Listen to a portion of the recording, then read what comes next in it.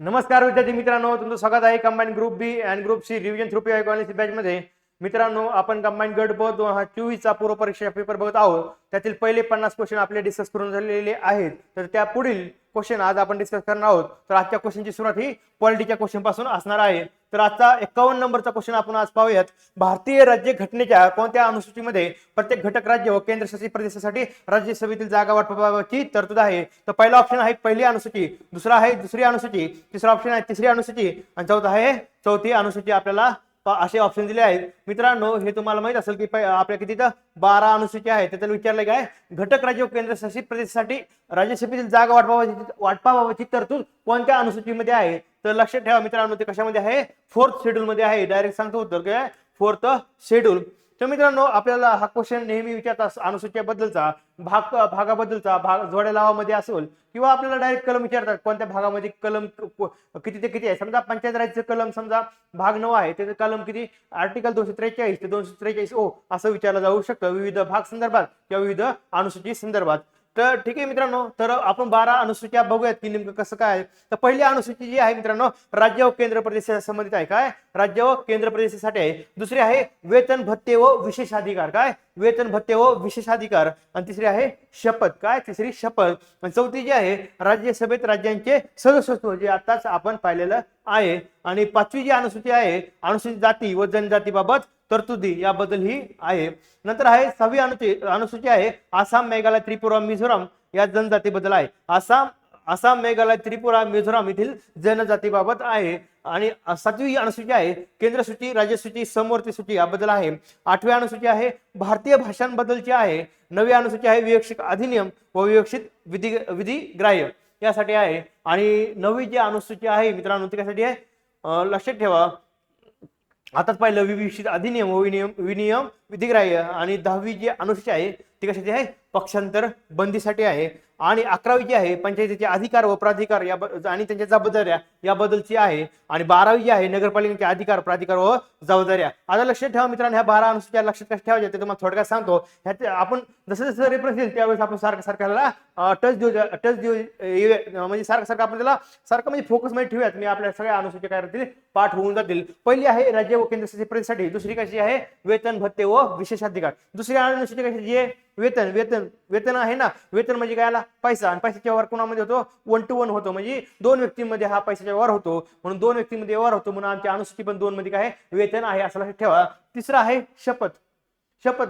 बरोबर आहे. आपण एखाद्याला कसं म्हणतो, एखाद्या माणसाने चोरी केली, एखाद्या माणसा आपण चोरीचा आळ घेतो, आपण त्याला काय म्हणतो, तू किती 3rd क्लास माणूस आहे रे, तू का चोरी केलीस?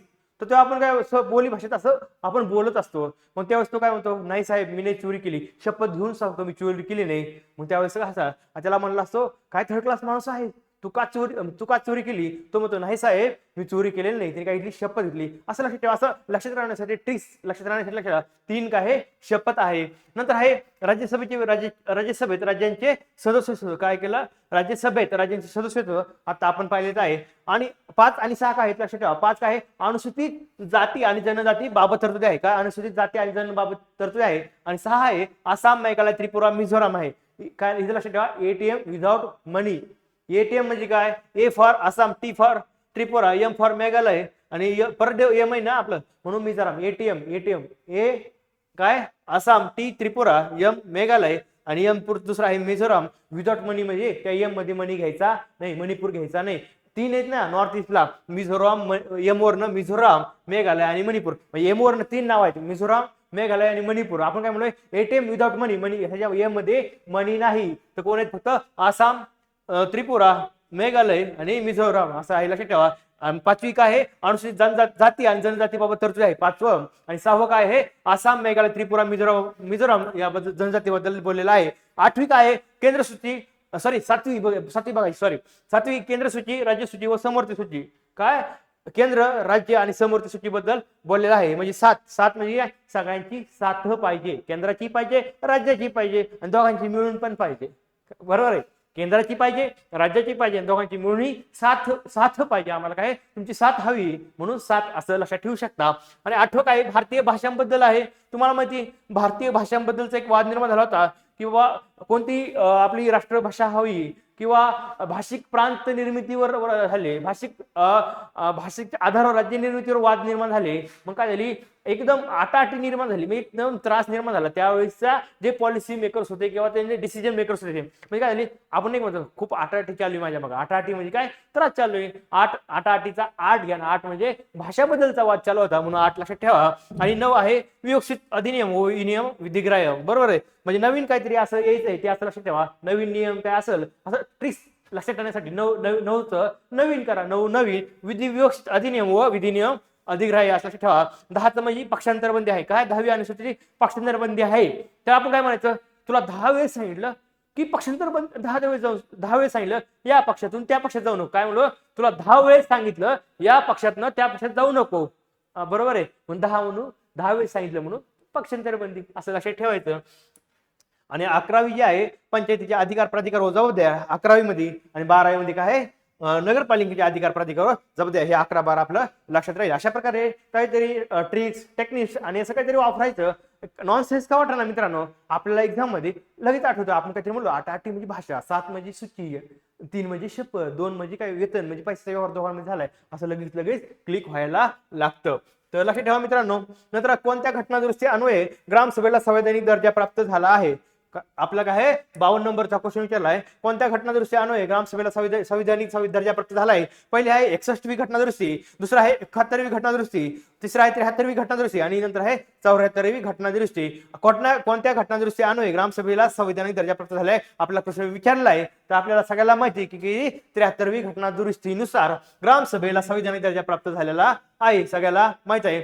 73वी घटना दुरुस्ती काय, 74 घटना दुरुस्ती काय, किंवा आपले जे भाग 9 आहे आणि त्यातले आर्टिकल आहे 243 ते 243 ओ, ते काय ते आपण जसं जसं पुढे जाऊ तसं टेक्निक स्वरूपात सगळ्या आर्टिकल ही तुमच्या बऱ्यापैकी आर्टिकल तुमच्याकडून पाठ करून घेणार आहे. आणि 73वी घटना दुरुस्ती काय, 74 काय, आपण थोडं पुढे गेल्यानंतर आणखी त्याबद्दल डिस्कस करू. तात्पुरते एवढं लक्षात ठेवा, ग्रामसभेला संविधानिक दर्जा प्राप्त कोणानुसार झाला, 73व्या घटना दुरुस्तीनुसार.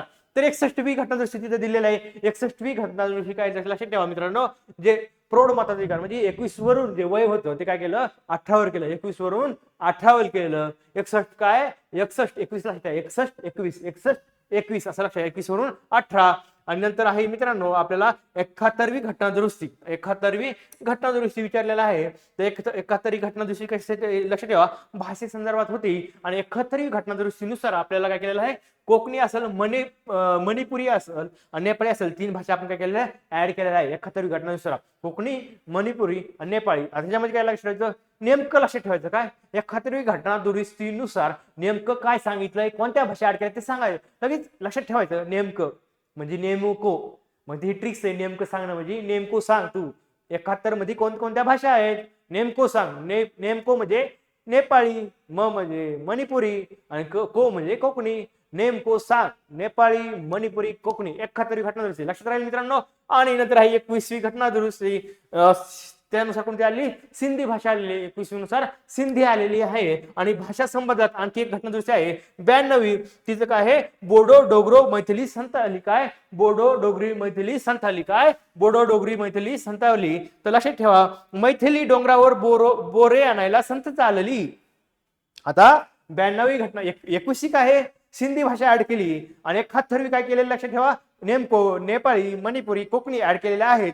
आणि आपल्याला काय आहे 92वी घटना दुरुस्ती, 92वी घटना दुरुस्ती काय आहे कोणत्या भाषा आहेत लक्षात ठेवा, बोडो डोगरी मैथिली आणि संथाळी. आणि त्याची ट्रिक्स आहे मैथिली डोंगरावर बोरे आणायला संथ चालली, काय मैथिली डोंगरावर बोरे आणायला संथ चालली. मैथिली म्हणजे मैथिली भाषा, डोंगरावर म्हणजे डोगरी, बोरे म्हणजे बोडो आणि संथ म्हणजे काय संथाली. अशा प्रकारे लक्षात ठेवा काय मैथिलीची मैथिली आलं, डोंगरावरचं डोगरी, बोरेचं बोडो आणि संतची संथाली. अशा प्रकारे 92वी घटना दुरुस्ती कोणत्या भाषा ऍड केल्या त्याची एक ट्रिक्स होती, काय मैथिली डोंगरावर बोरे आणायला संथ चालली. मित्रांनो या ट्रिक्स सारख्या जर लिहून काढल्या, सारख्या बोलल्या तर पाठ होऊन जातात. 21वी घटना दुरुस्ती, 71वी घटना दुरुस्ती आणि 92, 21, 71, 92 पाठ करा. 21, 71, 92 काय तर भाषा संबंधित घटना दुरुस्ती आहे. 21 म्हणजे काय सिंधी, 21 काय सिंधी, 71 नेमको, नेपाळी, मणिपुरी आणि कोकणी, काय नेपाळी,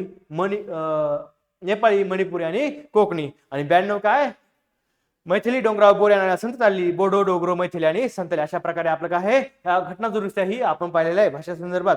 आता नंतर आहे भारतीय संसदेबाबत खालीलपैकी कोणते विधान बरोबर आहेत. तर मित्रांनो स्वातंत्र्यानंतर पहिलं आहे स्वातंत्र्यानंतरची तात्पुरती संसद ही एकसदनी होती आणि ब आहे राज्यसभा सदस्यांचा कार्यकाळ हा अमेरिकेच्या सेनेच्या सदस्याप्रमाणे होतो. हाही क्वेश्चन नेहमी आलेला आहे राज्यसेवेला प्रिलिम्सला मेन्सला नेहमी विचारला आहे आणि दोन्ही स्टेटमेंट आहेत मित्रांनो बरोबर आहे की स्वातंत्र्यानंतरची तात्पुरती संसद ही एक सदनी होती आणि राज्यसभा सदस्यांचा कार्यकाळ हा अमेरिकन सिनेटच्या सदस्याप्रमाणे होता. कोणाचा कार्यकाळ लोकसभेचा नाही तर कोणाचा राज्यसभेचा कार्यकाळ हा अमेरिकन सिनेटच्या सदस्याप्रमाणे आहे. अशा प्रकारे हा क्वेश्चन आपण डिस्कस केला आहे. नंतर आहे 54 नंबरचा क्वेश्चन आहे राज्यघटनेतील कोणत्या अनुच्छेदात पंचायत राज संबंधित असलेल्या जिल्हा पंचायत ग्रामसभा मध्यस्तर गाव इत्यादी शब्दांचे वाक्य दिले आहेत. आपल्याला काय दिलेलं आहे डेफिनेशन दिलेलं आहे. डेफिनेशन आपल्याला माहिती भाग 9 मध्ये काय आहे आर्टिकल 243 ते आर्टिकल 243 ओ पर्यंत आहे. हे सगळे कलम तुमच्याकडून मी पाठ करून घेणार आहे. पुढच्या वेळी ट्रिक्स बनवून येणार आहे. ट्रिक्स टेक्निक आणि ट्रेंडच्या स्वरूपात हे तुम्हाला एक्सप्लेन करणार आहे. टेन्शन घ्यायचं नाही. राज्यघटनेतील कोणत्या अनुच्छेदात पंचायत राज्याशी संबंधित असलेल्या जिल्हा पंचायत ग्रामसभा मध्यस्तरी गाव इत्यादी शब्दांचे वाक्य दिले आहेत. तर लक्षात ठेवा आर्टिकल 243 कशामध्ये आर्टिकल 243 लक्षात ठेवा. म्हणजे काय आहे आपलं भाग 9 आहे त्यामध्ये आर्टिकल 243 ते आर्टिकल 243 ओ परत आपल्याला हे दिलेलं आहे पंचायत समिती. तर लक्षात ठेवा सुरुवात काय करायची व्याख्या करायची नंतर सगळं हे करायचं. एखादा विषय मांडताना आपण काय करतो त्या विषयाची व्याख्या सांगतो म्हणजे एखादा काय करतो इंट्रोडक्शन काय करतो व्याख्यानी करतो आणि नंतर एक्सप्लेनेशन एक्झाम्पल असं आपलं लिहिण्याचा कल असतो. काय म्हणलो एखादा विषय मांडताना काय करतो आपण एखादी व्याख्या आधी करतो त्यानंतर त्याचे एक्सप्लेनेशन करतो नंतर एक्झाम्पल देतो. मग सांगा सुरुवात कुठून झाली भाग 9 ची 243 आर्टिकल पासून मग आधी काय पाहिजे व्याख्या पाहिजे विसरणार नाही. लक्षात ठेवा. बाकीचं काय आधी ते आपल्याला विचारलं की आर्टिकल 244 आहे आणि 244 आणि 244 1 आणि 244 2 तर लक्षात ठेवा 244 1 म्हणजे काय केलं हे लक्षात ठेवा की 5वी अनुसूची दिलेली आहे बद्दल बोललेला आहे आणि 244 2 मध्ये 6व्या अनुसूची बद्दल बोललेला आहे. एवढंच लक्षात ठेवा. 244 1 मध्ये 5व्या अनुसूची बद्दल बोललंय आणि 244 2 मध्ये 6व्या अनुसूची बद्दल बोललेलं गेलं आहे.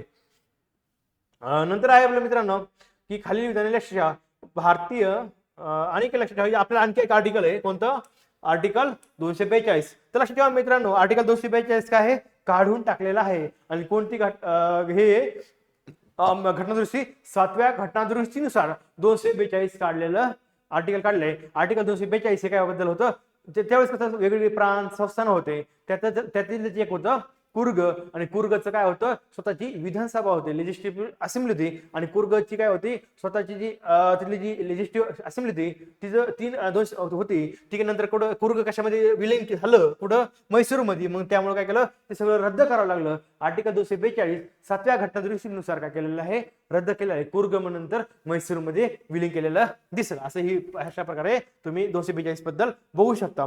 आला 55 क्वेश्चन सध्या भारतीय राज्यघटनेच्या 8व्या परिशिष्टामध्ये 22 भाषा नमूद केलेल्या आहेत.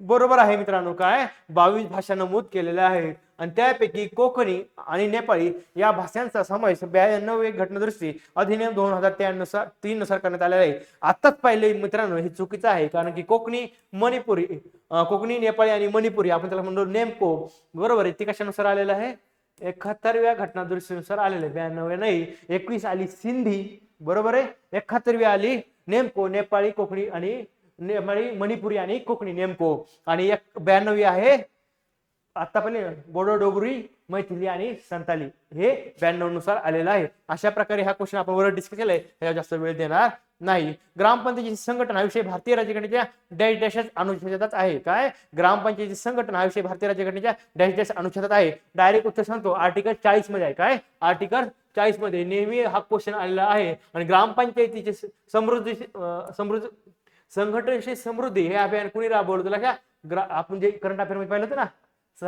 काय संघटनेशी समृद्धी अभियान ग्रामपंचायत म्हणजे जे आहे आपलं जी मिनिस्ट्री आहे जी ग्रामपंचायतीसाठी कार्य करते तिने केलेलं आहे बरोबर आहे. आणि हे ग्रामपंचायतीचे संघटन करतोय आर्टिकल 40 आहे. आर्टिकल 40 अशा प्रकारे आपण हा क्वेश्चन इथे पाहिला की उत्तर पाहिलं. आता आर्टिकल 39 काय आर्टिकल 41 काय आर्टिकल 42 काय हे थोडक्यात पाहूयात.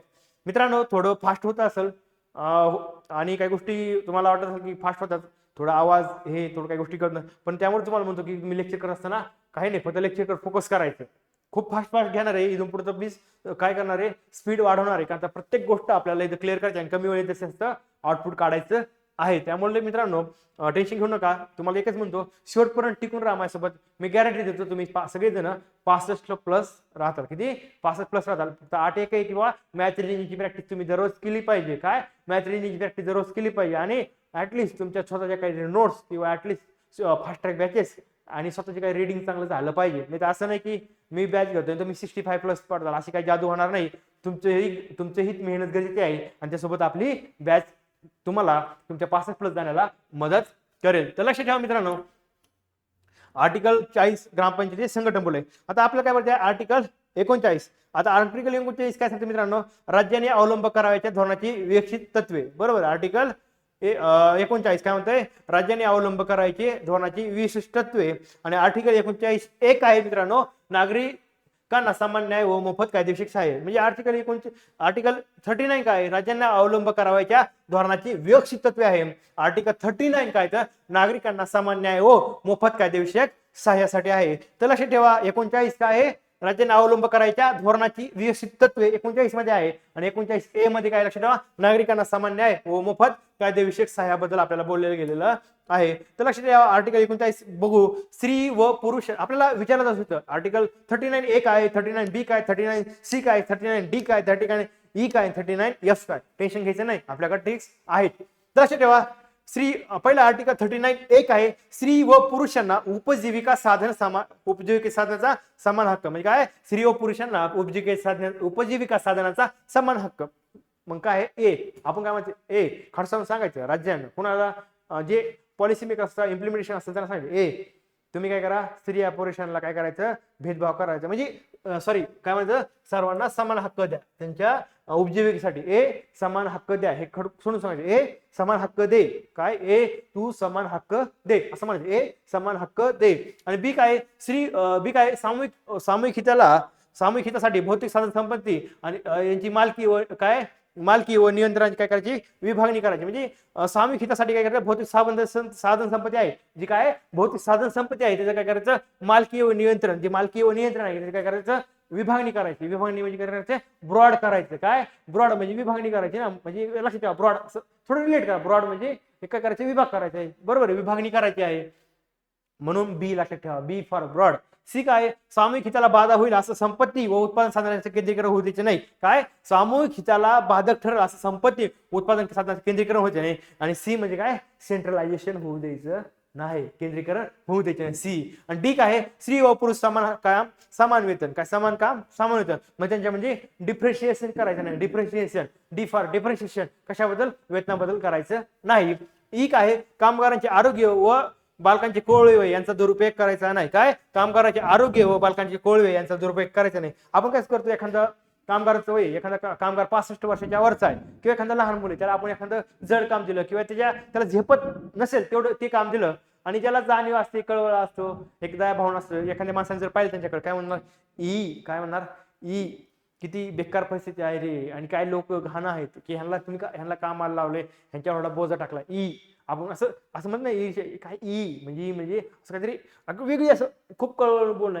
किती घाण लोक आहेत की लोकांना म्हणजे वृद्धांचं बघत नाही, बालकांना बघत नाही, त्यांना कोणतीही कामं दिली जातात, त्यांना झेपत नसलेली कामं दिली जातात. आपण म्हणतो म्हणजे आलं की लक्ष ठेवायचं असं की बाबा दुरुपयोग करायचा नाही. अशा प्रकारे ABCD पाहिलं. आणि आता आपल्याला काय बघायचं आहे, एफ. बरोबर, एफ काय आहे, बालकांना मुक्त प्रतिष्ठापूर्ण वातावरण. म्हणजे काय, फ्री. एफ फॉर फ्री, मुक्त राहा. बालकांनो मुक्त राहा असं लक्षात ठेवा. बालकांना मुक्त प्रतिष्ठापूर्ण वातावरण, संधी व सुविधा. आणि काय, बालके युवक शोषणापासून यांचं काय, बालके व युवक यांचं शोषणापासून संरक्षण आणि गरजांची उपेक्षा करायची नाही. तर लक्षात ठेवा आपले ABCD नुसार आपण पाहिलं. आणि 39 एक आहे, नागरिकांना समान न्याय व मोफत कायदेविषयक सहाय्य, हे लक्षात ठेवा. तर लक्षात ठेवा 39 ए हे 42वी घटना दुरुस्ती 1976 नुसार आहे. आणि 39 एफ ही काय आहे, 1976. म्हणजे 39 ए हे कॅपिटल ए बरं का मित्रांनो. हा कोणता आहे, कॅपिटल ए आहे, लक्षात ठेवा कॅपिटल ए. आणि 39 एक असं 39 एक ए, 39 एक बी, 39 काय 1C 39 1D 39 1E 39 1F असं लक्षात ठेवायचं. आणि 39 1F कशानुसार आलाय 42व्या घटनादुरुस्तीनुसार. आणि 39 कॅपिटल ए कशानुसार आलाय 42 घटनादुरुस्तीनुसार असं लक्षात ठेवू शकता. आणि नंतरचं मित्रांनो आहे 39 पाहिलं, आता 40 पाहिलं, नंतर 41 काय लक्षात कामाचा शिक्षणाचा लोकांचा अधिकार. म्हणजे 41 म्हणजे कसं आहे, आता आपण MPSC करतो, आता कोणी आपण बेरोजगार आहोत, आपल्याला काही काम नाही, काम आहे म्हणजे अभ्यास करतो आपण तसं म्हणत नाही, म्हणजे बेरोजगार आहोत का, आपल्याला काहीतरी हाताला काम भेटेल म्हणून अभ्यास करतो ना, अधिकारी झाल्यावर काहीतरी काम भेटेल, पेमेंट भेटेल, आपण काय होणार आपली बेरोजगारी दूर होणार. तर मग 41 आपल्याला रिलेट करायचं. 41 कोणी म्हणलं MPSC आपलं MPSC पोरं, आपण काय म्हणायचं स्पर्धा परीक्षा करणारे पोरं, आर्टिकल 41 आमचं जिव्हाळ्याचा विषय, आर्टिकल 41 काय कामाचा शिक्षणाचा लोकशाहीचा अधिकार आम्हाला सहाय्य काय करा म्हणायचं लोकांना बरोबर. आणि आर्टिकल 42 काय कामाबाबत न्याय व मानवी परिस्थिती, म्हणजे तुम्ही आम्हाला काम दिलं 41 नुसार आम्हाला काम दिलं, ठीक आहे आम्हाला काम भेटलं, पण 42 ला काय म्हणलो आम्ही काम ठीक भेटलंय पण आम्हाला काय करा कामाबाबत न्याय व मानवी परिस्थिती, काम असं द्या की तिथं आम्हाला मानवासारखं वागवलं गेलं पाहिजे. आणि प्रसूती विषयक सहाय्य म्हणजे महिलांना रिलेटेड आहे त्याला काय प्रसूती विषयक सहाय्य. 41 ला तुम्ही कामाचा शिक्षणाचा हक्क होता, तुम्ही तो मान्य केला. 42 ला मग आम्ही काय म्हणलो आम्हाला माणसासारखं वागणूक द्या, म्हणजे प्रतिष्ठापूर्ण जीवन जगण्याचं जगता येईल असं काम द्या, म्हणजे कामाबाबत न्याय मानवी परिस्थिती पाहिजे आणि प्रसूती विषयक सहाय्य 42. अशा प्रकारे हा क्वेश्चन आपण डिस्कस केलेला आहे. आता पुढचा क्वेश्चन डिस्कस करू 57 नंबरचा. मुन्शी आयंगर सूत्र कशी संबंधित आहे, तर पहिला आहे कर समस्या, दुसरा आहे सांप्रदायिक समस्या, तिसरा आहे भाषा समस्या आणि चौथा आहे वरीलपैकी नाही. तर लक्षात ठेवा मित्रांनो मुन्शी आयंगर सूत्र कशा संबंधित आहे भाषा संबंधित आहे. काय भाषा संबंधित तुम्हाला जर जाणवलं असेल की असं जेव्हा कॉन्स्टिट्यूशन मेकिंग तयार होते किंवा राज्यघटना बनली त्यावेळेस परत त्या संदर्भात भाषेचे खूप म्हणजे 55-56चा काळ 48चा दरम्यानचा कालावधी होता, त्यावेळेस भाषिक राज्य भाषिक प्रांत निर्मिती हे बरोबर आहे ते पण चर्चा चालू होत्या बरोबर आहे. म्हणजे भाषिक निर्मिती काय त्याच दरम्यान तुम्हाला जाणवलं की बाबा राज्याची अधिकृत भाषा कोणती असायला पाहिजे, त्यावरून वाद झाला.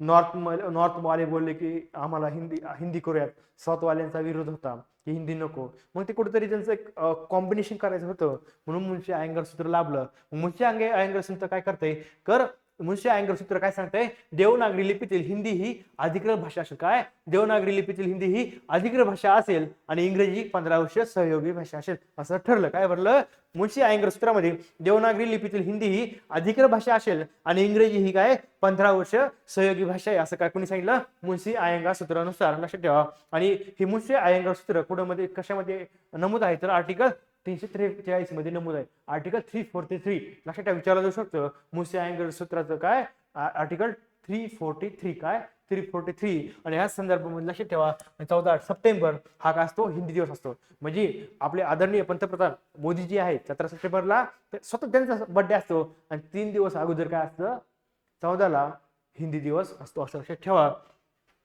अशा प्रकारे हा क्वेश्चन आपण इथे पाहिला. तर पुढचा क्वेश्चन पाहूयात. भारतीय संविधानात खालील अनुच्छेदानुसार निर्वाचन आयोगाची तरतूद करण्यात आलेली आहे, म्हणजे तरतूद केली आहे. तर लक्षात ठेवा आर्टिकल 324 डायरेक्ट उत्तर सांगतो मला. आर्टिकल 324 मध्ये काय केलेलं आहे आपल्याला निवडणूक आयोगाविषयी बोललेला आहे. आणि निवडणूक आयोगाची जी कलम आहे तर लक्षात ठेवा 324 ते 329 आहे. भाग 15 324 ते 329 आहेत. आणि लक्षात ठेवा आपल्याला काय बघायचं आपल्याला 324 ते 329 आपण लगेच कलम डिस्कस करूयात. तर लक्षात ठेवा 324 म्हणजे कोणा रिलेटेड आहे निवडणूक आयोग. मग 324 पहिल्यांदा आलं मग 324 आलं की काय म्हणायचं निवडणूक आयोग. मग निवडणूक आयोग काय करणार आहे लक्षात ठेवा मतदार निवडणूक आयोगाचं काम काय आहे इलेक्शन कंडक्ट करणे. मग इलेक्शन कंडक्ट करण्यासाठी काय पाहिजे मतदार पाहिजेत आणि मतदारासाठी काय पाहिजेत मतदार याद्या पाहिजे. मग मला सांग इलेक्शन कमिशन आलं ऑफिस मध्ये बसलं आणि त्यांनी पहिल्यांदा काय केला मतदार याद्या तयार केला बरोबर. मतदार याद्या केल्यानंतर बाहेर आले ऑफिसच्या लोकांमध्ये मिसळले आणि त्यांना सांगितलं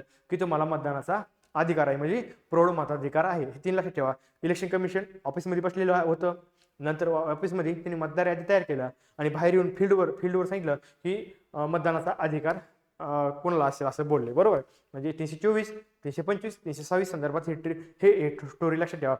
324 निवडणूक आयोग आलं आणि 325 धर्म वंश जात लिंग यानुसार भेदभाव करणार नाहीत. म्हणजे मतदार यादीमध्ये समावेश करताना धर्म, वंश, जात, लिंग याचा भेदभाव करणार आलं लक्षात. 324, 325 आणि 326 काय बाहेर येऊन सांगले ना, कुणाला मतदानाचा अधिकार असेल तर प्रौढ मताधिकार. 324 निवडणूक आयोग, 325 मतदार यादी संदर्भात भेदभाव करायचा नाही. पण 325 आणि 326 काय लक्षात ठेवा, प्रौढ मताधिकार असं लक्षात ठेवा. आणि 327 आणि 328 मग कोणाचा रोल येईल, संसद आणि राज्य विधिमंडळ. काय संसद आणि राज्य विधी, संसदेचे काय आहे, संसद आणि राज्य विधिमंडळ बाबतीत यांच्या संसद आणि राज्य विधिमंडळाच्या सार्वत्रिक निवडणुका बाबतीत संसदेचा अधिकार आहे. संसद आणि राज्य विधिमंडळाच्या सार्वत्रिक निवडणुका बाबतीत संसदेचा अधिकार 327 आणि 328 काय सांगते मित्रांनो, की राज्य विधिमंडळाबाबतच्या निवडणुकीबाबत त्या राज्य विधिमंडळाचा अधिकार. म्हणजे राज्याच्या ज्या विधिमंडळाच्या निवडणूक आहे त्याबाबत काय राज्य विधिमंडळाबाबत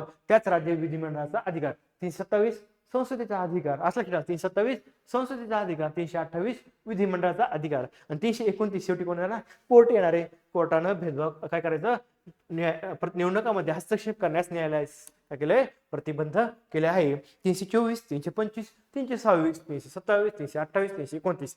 327 निवडणूक आलं ऑफिसमध्ये बसलं, 327 निवडणूक 324 निवडणूक आयोग आला ऑफिसमध्ये बसला, 324 बरोबर आहे.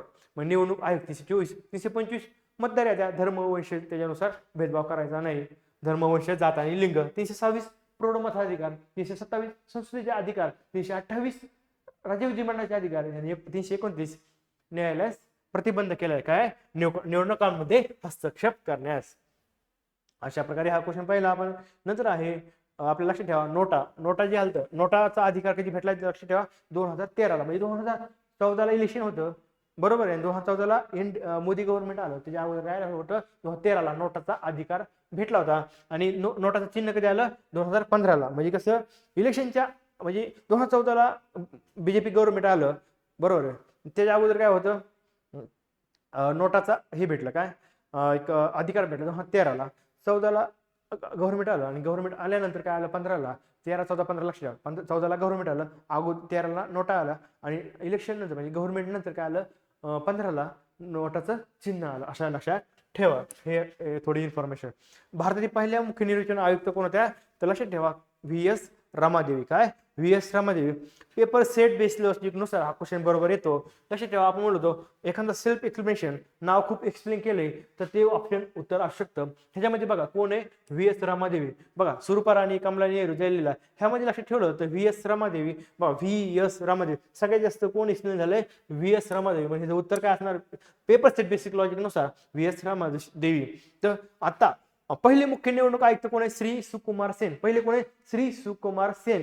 आणि महिला कोण होत्या, VS रमादेवी. आणि 6वे मुख्य निवडणूक आयुक्त कोण आहे, श्री ज्ञानेश, आपले महाराष्ट्राचे कोण, ज्ञानेश कुमार. सॉरी थोडं चुकलं, महाराष्ट्र आला. हे आपण भारतासंदर्भातच पाहतोय. म्हणजे पहिले मुख्य निर्वाचन आयुक्त कोण होते, श्री सुकुमार सेन होते. महिला कोण होत्या पहिल्या, VS रमादेवी होत्या. आणि सध्या 6वीचे कोण येतं, श्री ज्ञानेश कुमार. कोण, श्री ज्ञानेश कुमार. किती 26 लक्षात ठेवा, 26 असं लक्षात ठेवायचं.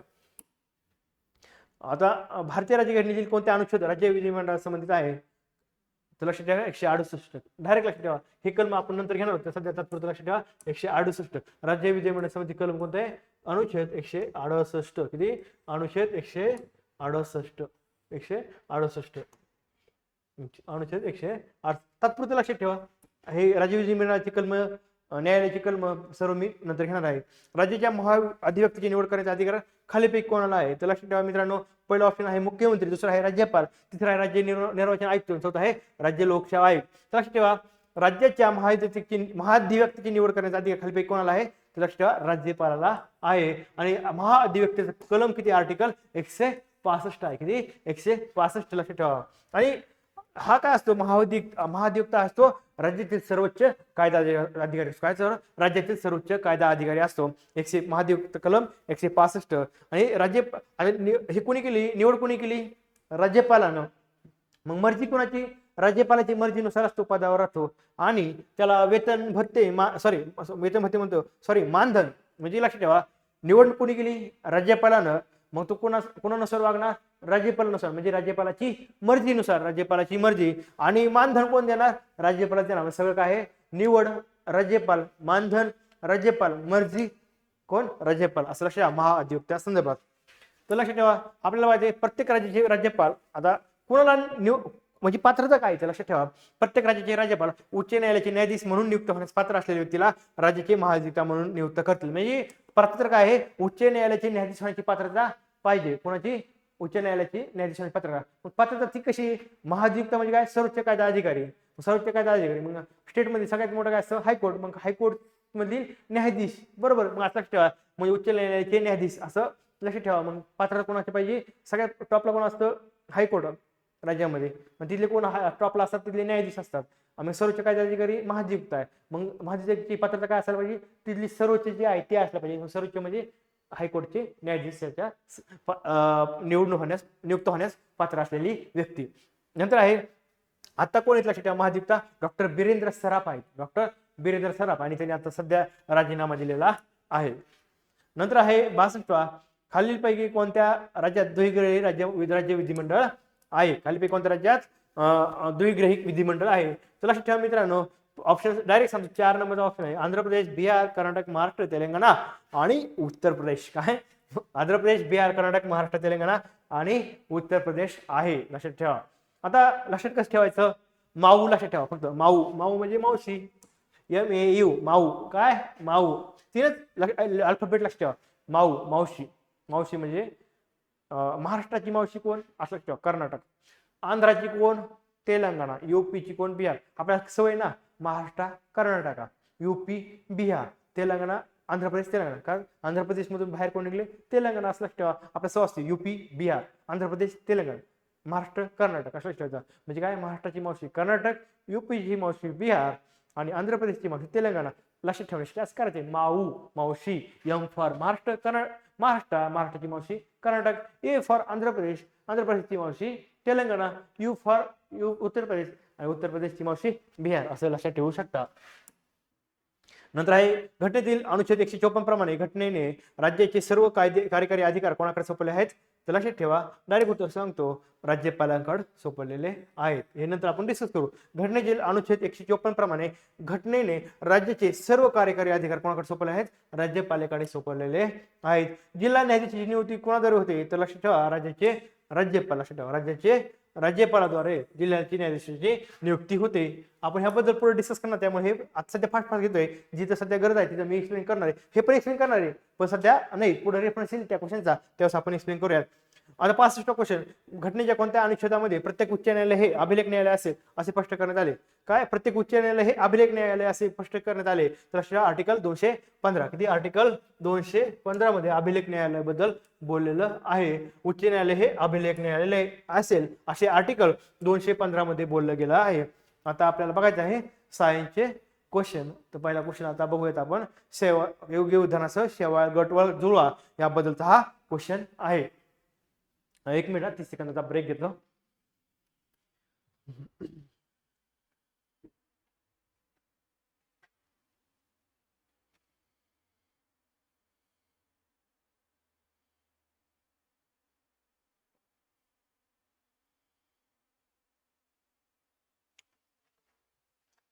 तर चालू करूयात. सायन्सच्या क्वेश्चनची सुरुवात झालेली आहे 66 नंबर क्वेश्चन पासून. तर लक्ष द्या योग्य उदाहरणासह शेवाळ गट ओळखा. तर मित्रांनो तत्पूर्वी एक गोष्ट सांगायची आता राहिली होती की आपल्या पॉलिटिक्स जेवढे क्वेश्चन आहेत ना मित्रांनो पॉलिटिक्सचे सगळे क्वेश्चन PYQ पूर्ण कोड भेटत. तुम्ही PYQ जरी करून गेला ना तरी पॉलिटी तुमची आउट ऑफ येऊ शकते. कंबाईन गट ब आणि गट क ला किती फक्त PYQ 21,000 मधले सगळे PYQ करून जा. 100% तुमचं निघणार. बरोबर आहे. 15 पैकी 15 सॉरी आपले किती 15. हा 15चा सेट आहे तो. आणि इकॉनॉमिकचे पण आपले 15 असतात. तर लक्षात ठेवा मित्रांनो जर तुम्हाला जे म्हणतो ना PYQचं महत्व मित्रांनो खूप आहे. सध्या जो ट्रेंड चालू आहे 16च्या अगोदर ना वेगळा ट्रेंड होता. 17 नंतर वेगळा ट्रेंड आलेला आहे. 17 नंतर PYQचं रिपिटेशन एरिया ऑफ इंटरेस्ट आयोगाचा खूप सेम आहे. मग त्याच्यावर क्वेश्चन विचारले. तर हा आपण बघतो 2024चा कंबाईन गट ब चा पेपर. तर 2023च्या कंबाईन गट ब मध्ये पण महाधिवक्ता राज्य विधिमंडळाचे कलम उच्च न्यायालय किंवा राज्यपाला संबंधित किंवा इलेक्शन कमिशन तेच क्वेश्चन आहेत. तुम्ही कोणता पेपर उचलून बघा तुम्हाला हेच दिसणार. पॉलिटीच्या संदर्भात सांगितलं तर आउट ऑफ येऊ शकतात. आणि इकॉनॉमिक्सला पण तेच आहे, जिओग्राफीला तेच आहे, आणि हिस्ट्रीला थोडंफार इकडे तिकडे होईल. आणि मित्रांनो तुम्हाला सांगतो, वेळ अजून गेलेली नाही. एक्झामला 30 दिवस जरी राहिले असतील कमीत कमी, किंवा 20 दिवस जरी राहिले असेल, तर ॲटलिस्ट कमीत कमी पॉलिटी आणि इकॉनॉमिक्सचे क्वेश्चन बघून घ्या. किती कोणते ते पॉलिटी आणि इकॉनॉमिक्सचे 21,000 मध्ये सगळे क्वेश्चन बघून घ्या. जर शक्य झालं तर माझं वैयक्तिक मत आहे, पॉलिटी, इकॉनॉमिक्स, जिओग्राफी, काय पॉलिटी, इकॉनॉमिक्स, जिओग्राफी आणि हिस्ट्रीचे क्वेश्चन 21,000 मधून पाहून, म्हणजे क्वेश्चन सॉल्व्ह करूनच एक्झामला जा. कारण की क्वेश्चनचं रिपिटेशन भयानक वाढलेलं आहे. डायरेक्ट क्वेश्चन काय काय येतात. तुम्हाला सांगितलं ना की इंट्रोडक्शन लेक्चरमध्ये पण पाहिलं की 24चा गट बचा पेपर, काय 24चा गट बचा पेपर, त्यामध्ये विचारलं होतं की आपलं एक विचारलं होतं की भुईमुगाच्या रोगाचं कॉजेस बाय, तो बरोबर आहे. हा गट बला विचारलं, गट ब मध्ये आता पुढे येईलच आपल्याला काय 24 जो आहे भुईमुगाचा रोग, तोच फेब्रुवारीमध्ये एक्झाम झाली ही, आणि जून मधील तो क्वेश्चन ऍज इट इज विचारला गेला. मी त्यातला पर्याय फक्त काढला. भुईमुगा जो रोग आहे तो कॉजेस बाय कशामुळे झाला, सर्कोस्पोरा, डायरेक्ट उत्तर भेटते. ॲलोय कोणतं, ब्रांज, आपलं बरोबर आहे ब्रांज म्हणजे कशा प्रश्न होतं, किंवा वेगवेगळे ॲलॉयज आहेत ते रिपीट होतात, ते पण क्वेश्चन आहे. फोटोव्होल्टेइक इफेक्ट रिपीट होत झालेला आहे. साऊंड, ध्वनी, परत आपले जे आहे ना स्पेक्ट्रम, सायन्सचं स्पेक्ट्रम जे असतं ना ते पण रिपीट झालेलं आहे. हे सायन्स सांगतोय. मी तुम्हाला सांगतो ना, प्रत्येक विषयाचं खूप रिपिटेशन वाढलेलं आहे. त्यामुळे तुम्हाला काय म्हणतो की 21,000चे क्वेश्चन शक्य झालं. मित्रांनो, मी आपला जो ग्रुप आहे आर्थोलॉजी प्लस इकॉनॉमिक्स टेलिग्रामचा, त्यावरती मी टार्गेट दिले म्हणून दिवसाला कमीत कमी 250 क्वेश्चन दिवसातून करायचं. काहीच स्वतःला काहीच एक्सक्युजेस द्यायचे नाही की बाबा वेळ कमी पडतोय, काय एक तास झोप कमी करा, 1 तास इतर गोष्टीचा टाइमपास कमी करा, चहाचा टाइम कमी करा, मित्रांमध्ये फिरणं कमी करा, आणि 250 क्वेश्चन डेली सोडा. कमी कमी किती, 250 क्वेश्चन डेली सोडा मित्रांनो. 21,000 मधील आणि पूर्ण 21,000 सोडलं मित्रांनो, आणि ही आपली बॅच आणि तुमचा स्वतःचा अभ्यास, खोटं सांगा 75 जाऊ शकतात. आणि फक्त एक आणखी एक राहील, काय मॅथ रिजनिंग डेली प्रॅक्टिस पाहिजे. असं नाही की फक्त GS वर निघेल, मॅथ रिजनिंग पण खूप डिसाइडिंग फॅक्टर आहे. कारण की 2024ला मुलांनी 20 पैकी 17, 18 मार्क काढले, म्हणून तो कटअप डायरेक्ट पुढे गेला. कळतंय तुम्हाला. त्यामुळे मॅथ रिजनिंगकडे दुर्लक्ष करायचं नाही. वेळोवेळी बाकीच्या गोष्टी तुम्हाला मी डिस्कस करणार आहे. तर पहिला क्वेश्चन पाहूया शेवाळ गटाबद्दल. योग्य उदाहरणासह शेवाळ गट ओळखा. शेवाळ गट आहे हिरवे शेवाळ, दुसरा आहे तपकिरी शेवाळ, नंतर लाल शेवाळ आणि पिवळे शेवाळ. ह्याबद्दल आपला जोड्याजुळाचा क्वेश्चन आहे आणि विचारला आहे उदाहरण सांगा. त्याला मित्रांनो डायरेक्ट आपण हा क्वेश्चन डिस्कस करूया. हिरवे शेवाळाचं उदाहरण आहे स्पायरोगॅरा, तपकिरी शेवाळाचं आहे सर्गॅसम, लाल शेवाळाचं आहे पॉलीसायफोनिया आणि पिवळे शेवाळाचं आहे बॉट्रिडियम. काय बॉट्रिडियम. त्याला लक्षात ठेवा. आता हिरवे शेवाळ काय स्पायरो गायरा, काय स्पायरो गायरा. आता गायरा म्हणजे काय, तर गायरान जमीन असते ना, मोकळी जमीन, आणि ती मोकळी जमीन काय म्हणतात, आणि ती कशी असते, हिरवीगार असते. गायरान जे असतं ना, गायरान गावाकडे आता बऱ्याच जणांना शब्द माहिती असेल माहित नाही. गायरान जमीन असते, गायरान म्हणजे मोकळी जमीन, आणि ती कशी असते, हिरवी असते. पावसाळ्यात बघा ना, आता गायरान पाऊस पडलाय, ती काय झाली, हिरवीगार झाली. गायरान जमीन हिरवीगार झाली म्हणून हिरवं शेवाळ. स्पायरो गायरा, गायरान हिरवं शेवाळ. दुसरा आहे तपकिरी शेवाळ सरगॅसमचं काय सरगॅसमचं सारे गम प करा, सारे गम प, सरगॅसम सारे गम प, सारे गम प गाणं म्हणायचं. तिथे बेसिक ट्युनिंग आहे सारे गम प. बरोबर आहे. गाणं म्हणा काय तेवढं सोपं काम नसतं. गाणं म्हणायसाठी, गाण्यामध्ये प्रोफेसिन्सी येण्यासाठी एक तप लागतो. तप म्हणजे तपकिरी, सारे गम, सरगॅसम असं लक्षात ठेवा. नंतर आहे लाल शेवाळ, त्यात रोडोफायटा म्हणतात. बरोबर आहे. ते नंतर बघू काय ते प्रत्येकाची नावं. पॉलिसायफोनिया, पॉलिस्टर कसं करायचंय, लाल कलरचं करायचंय. लाल कलरचं का, तर लांबून आम्हाला दिसलं पाहिजे. लांबून बघा रिफ्लेक्शन, म्हणजे हायवे लेंथ असते ना लाल कलरची, मग ते लांबून दिसतं. रस्त्यामध्ये मोठमोठे बोर्ड असतात, ते कशामध्ये असतात, लाल कलरचे असतात. का, लांबून दिसण्यासाठी. मग आमच्या घर लांबून दिसण्यासाठी आम्ही काय करणार आहे, पॉलिस्टर लावणार आहे. पॉलिस्टर कसं, लाल कलरचं. लाल शेवाळ असं पॉलीसायफोनिया. पिवळे शेवाळ बोट्रिडियम, किंवा त्याला बॅट्रिडियम असं म्हणायचं. बॅटरी काय पिवळी शेवाळ बॅट्रिडियम. आता बॅटरी बघा तुम्ही जर पाहिलं की जुन्या बॅटरी होत्या, आणि आता LED हे व्हाईट लाईट आता आला. पहिला पिवळा लाईट पडायचा, किंवा प्रकाश हा पिवळा पडल्यासारखा दिसायचा, पिवळा प्रकाश दिसायचा. रस्त्यावरले दिवे असतात काय बघा पिवळं दिसतं, म्हणजे बॅटरी पहिला जेव्हा जो छोटा बल्ब असायचा जो फोकस मारायचा ते कसं पिवळा दिसायचा, म्हणजे बॅटरी पिवळा, बॅटरी पिवळा, पिवळा शेवळा म्हणजे बॅटरी बोट्रियम, त्याला बॅटरी करायचं, बॅटरी येल्लो, येल्लो प्रकाश त्याचा पिवळा असं लक्षात ठेवायचं. अशा प्रकारे हे लक्षात राहील तुमच्या. हिरवी शेवाळ, तपकिरी शेवाळ, लाल शेवाळ आणि पिवळी शेवाळ. आता हिरवी शेवाळला क्लोरोफायटा म्हणतात. आता हिरवं, हिरवं काय क्लोरोफिल, क्लोरोफिल काय आहे पिगमेंट आहे, ते कसं असतं हिरवं म्हणजे क्लोरोफिल असं लक्षात ठेवा.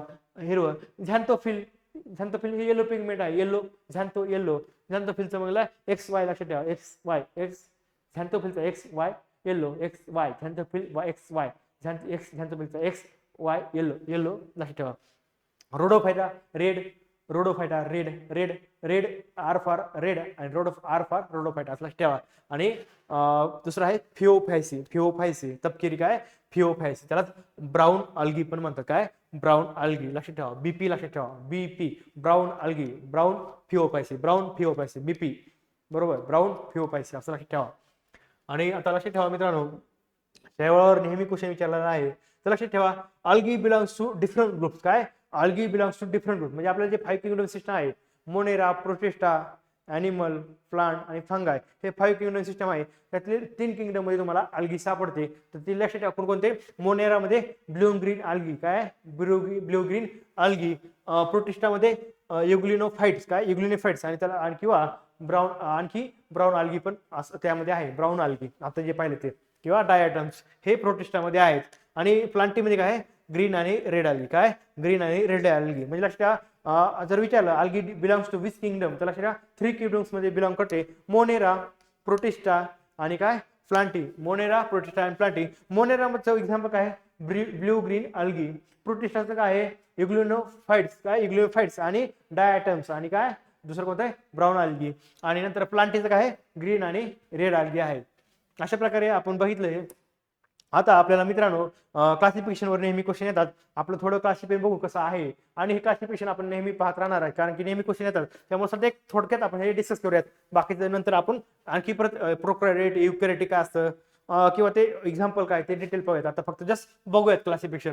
आता ऑर्गॅनिझमचं क्लासिफिकेशन काय आहे, प्रोकॅरियोटिक आणि युकॅरियोटिक. पहिल्यांदा काय होतं प्रोकॅरियोटिक आणि युकॅरियोटिक. आणि हे क्लासिफिकेशन कशावर आधारित आहे, बेसिक एक गोष्ट आहे, true nucleus present, true nucleus absent. म्हणजे ट्रू न्यूक्लियस आहे का किंवा ट्रू न्यूक्लियस नाही, म्हणजे केंद्रक आहे किंवा केंद्रक नाही, काय केंद्रक आहे किंवा केंद्रक नाही, याबद्दल हे बेसिक डिफरन्स आहे. प्रोकॅरियोटिक, प्रोकॅरियोटिक म्हणजे काय लॅकिंग ट्रू न्यूक्लियस, काय त्यामध्ये ट्रू न्यूक्लियस नसतं, म्हणजे ते केंद्रक नसतं लक्षात ठेवा. आणि युकॅरियोटिक म्हणजे ट्री न्यूक्लियस म्हणजे केंद्रक असतं, यू बरोबर आहे ट्रू. आता लक्षात ठेवा इथं कसं प्रोकॅरियोटिक आणि युकॅरियोटिक. युकॅरियोटिक म्हणजे काय ट्रू न्यूक्लियस प्रेझेंट बरोबर आहे. आता ट्रूची स्पेलिंग काय आहे TRUE, ई शेवटला घ्यायचा आणि ईचा युकॅरियोटला जोडायचा. काय असं वेर बनवायचं लक्षात राहण्यासाठी आणि लक्षात जरा इंटरेस्टिंग करायचा अभ्यास, असा अभ्यास इंटरेस्टिंग करायचा. TRUE ई युकॅरियोट म्हणजे ट्रू न्यूक्लियस काय प्रेझेंट आहे युकॅरियोट, ट्रू TRUE ट्रू शेवटला ई आला आणि ई म्हणून युकॅरियोटिक आम्ही जोडून टाकला. True nucleus present in eukaryotic. Prokaryotic त्याच्या अपोजिट लॅकिंग ट्रू न्यूक्लियस. अशा प्रकारे बघा. आणि नंतर जे आहे प्रोकॅरियोटिकचं काय उदाहरण, प्रोकॅरियोटिक आणि लगेच युनिसेल्युलर आणि त्याचा आहे मोनेरा. काय प्रोकॅरियोटिक नंतर आहे युनिसेल्युलर, मोनेरा आणि बॅक्टेरिया. त्यामध्ये काय गट कोणता आहे मोनेरामध्ये बॅक्टेरिया, चला सायनोबॅक्टेरिया और ब्ल्यू ग्रीन अल्गी. आताच पाहिलं ब्ल्यू ग्रीन अल्गीला काय होता सायनोबॅक्टेरिया. आणि कसं आहे एक लक्षात ठेवा मोनेरामध्ये काय असतात बॅक्टेरिया. सरळ विचारलं बॅक्टेरिया कशामध्ये प्रेझेंट आहे, लक्षात ठेवा किंगडम मोनेरा. म्हणजे किंगडम लक्षात क्लासिफिकेशन काय प्रोकॅरियोटिक युकॅरियोटिक बरोबर आहे. प्रोकॅरियोटिक मध्ये काय युनिसेल्युलर, युनिसेल्युलर मध्ये काय मोनेरा. असं एक लक्षात ठेवा. आणि नंतर बघायचं आपल्याला युकॅरियोटिकची दोन आहेत, युनिसेल्युलर मल्टीसेल्युलर, युनिसेल्युलर आणि मल्टीसेल्युलर. युनिसेल्युलर मध्ये काय आहे प्रोटिस्टा, काय युनिसेल्युलर मध्ये काय आहे प्रोटिस्टा आहे. आणि मल्टीसेल्युलर मध्ये काय आहे सध्या एक लक्षात ठेवा की आपल्याला युकॅरियोटिकचे दोन आहेत युनिसेल्युलर मल्टीसेल्युलर. युनिसेल्युलर मध्ये प्रोटिस्टा आहे. युनिसेल्युलरचं एक वैशिष्ट्य आहे most of the unicellular some are multicellular. काय मोस्ट ऑफ दी युनिसेल्युलर आणि some multicellular, most unicellular some multicellular असं लक्षात ठेवा. म्हणजे ह्या संदर्भात मग काय आहे प्रोटिस्टा आहे लक्षात ठेवा. एक्झाम्पल प्रोटोझोआ, अल्गी आणि काही स्लाइमोस. नंतर आहे मल्टीसेल्युलर मध्ये कोणते लक्षात ठेवा विथ सेल वॉल आणि विदाउट सेल वॉल. मग सेल वाले कोणते लक्षात ठेवा मित्रांनो फोटोट्रॉपिक आणि हेटेरोट्रॉपिक परत.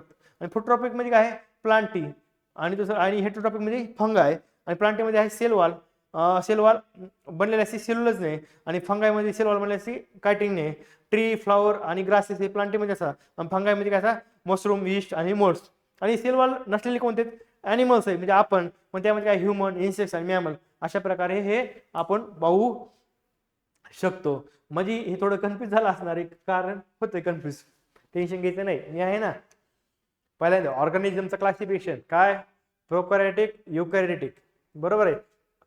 ट्रू न्यूक्लियस कुठे, ट्रूचं शेवटला आहे ई, ट्रूच्या स्पेलिंगमध्ये ईचं युकॅरियोटिक, ट्रू न्यूक्लियस कुठे युकॅरियोटिकमध्ये, आणि लॅक ऑफ न्यूक्लियस प्रोकॅरियोटिकमध्ये. पहिलं बघा प्रोकॅरियोटिकमध्ये काय युनिसेल्युलरला काय लक्षात ठेवा, काय आहे युनिसेल्युलरला, काय लक्षात ठेवा ना, काय दिमाग चला, मोनेरा. आणि मोनेरामध्ये काय बॅक्टेरिया, सायनोबॅक्टेरिया आणि ब्लू ग्रीन अल्गी. आता हे झालं एक साईडचं. दुसरं आपला युकॅरियोटिकमध्ये दोन आहेत, काय युनिसेल्युलर आणि मल्टीसेल्युलर. युनिसेल्युलरला काय तर डायरेक्ट खाली आलं तर त्याच्यामध्ये काय आहे प्रोटिस्टा, काय प्रोटिस्टा. पण त्यामध्ये एक वैशिष्ट्य आहे की प्रोटिस्टाबद्दल आपलं युनिसेल्युलर जे आहे पुढं आता जे सांगितलं हे फक्त एक थोडं क्लायमॅक्स आहे, काय मोस्ट ऑफ दी युनिसेल्युलर आणि सम मल्टीसेल्युलर, एवढं लक्षात ठेवा प्रोटिस्टच्या संदर्भात. आणि त्यामध्ये काय प्रोटोझोआ, अल्गी आणि सम स्लाइमाइल्स, सॉरी. आणि युकॅरियोटमध्ये काय मल्टीसेल्युलरमध्ये दोन आहेत, कोण विथ सेल वॉल आणि without cell wall. With cell wall कोण आहे फोटोट्रॉपिक, आणि नंतर आहे हेटरोट्रॉपिक. फोटोट्रॉपिकमध्ये प्लांटे आहेत आणि हेटरोट्रॉपिकमध्ये फंगाय. आणि प्लांटीची सेल वॉल काय पासून बनलेली, सेल्युलोजपासून बनलेली आहे, फंगायची कायटिननी बनलेले आहे. आणि विदाउट सेल वाले कोण आहेत आपण ॲनिमल्स. आता एक लक्षात ठेवा, एवढंच लक्षात ठेवा, जास्त असं इथे कन्फ्युज होऊ नका. ऑर्गॅनिझम दोन क्लासिफिकेशन, प्रोकॅरियोटिक, युकॅरियोटिक म्हणजे काय ट्रू न्यूक्लियस प्रेझेंट, आणि प्रोकॅरियोटिकमध्ये लॅक ऑफ ट्रू न्यूक्लियस. मग प्रोकॅरियोटिकमध्ये काय युनिसेल्युलर आहे. युनिसेल्युलरमध्ये काय लक्षात ठेवा मित्रांनो, मोनेरा आहे, बरोबर आहे. आता ही झाली वन साईड. आपल्याला प्रोकॅरियोटिक पाहिलं, प्रोकॅरियोटिक, युनिसेल्युलर, मोनेरा पाहिलं.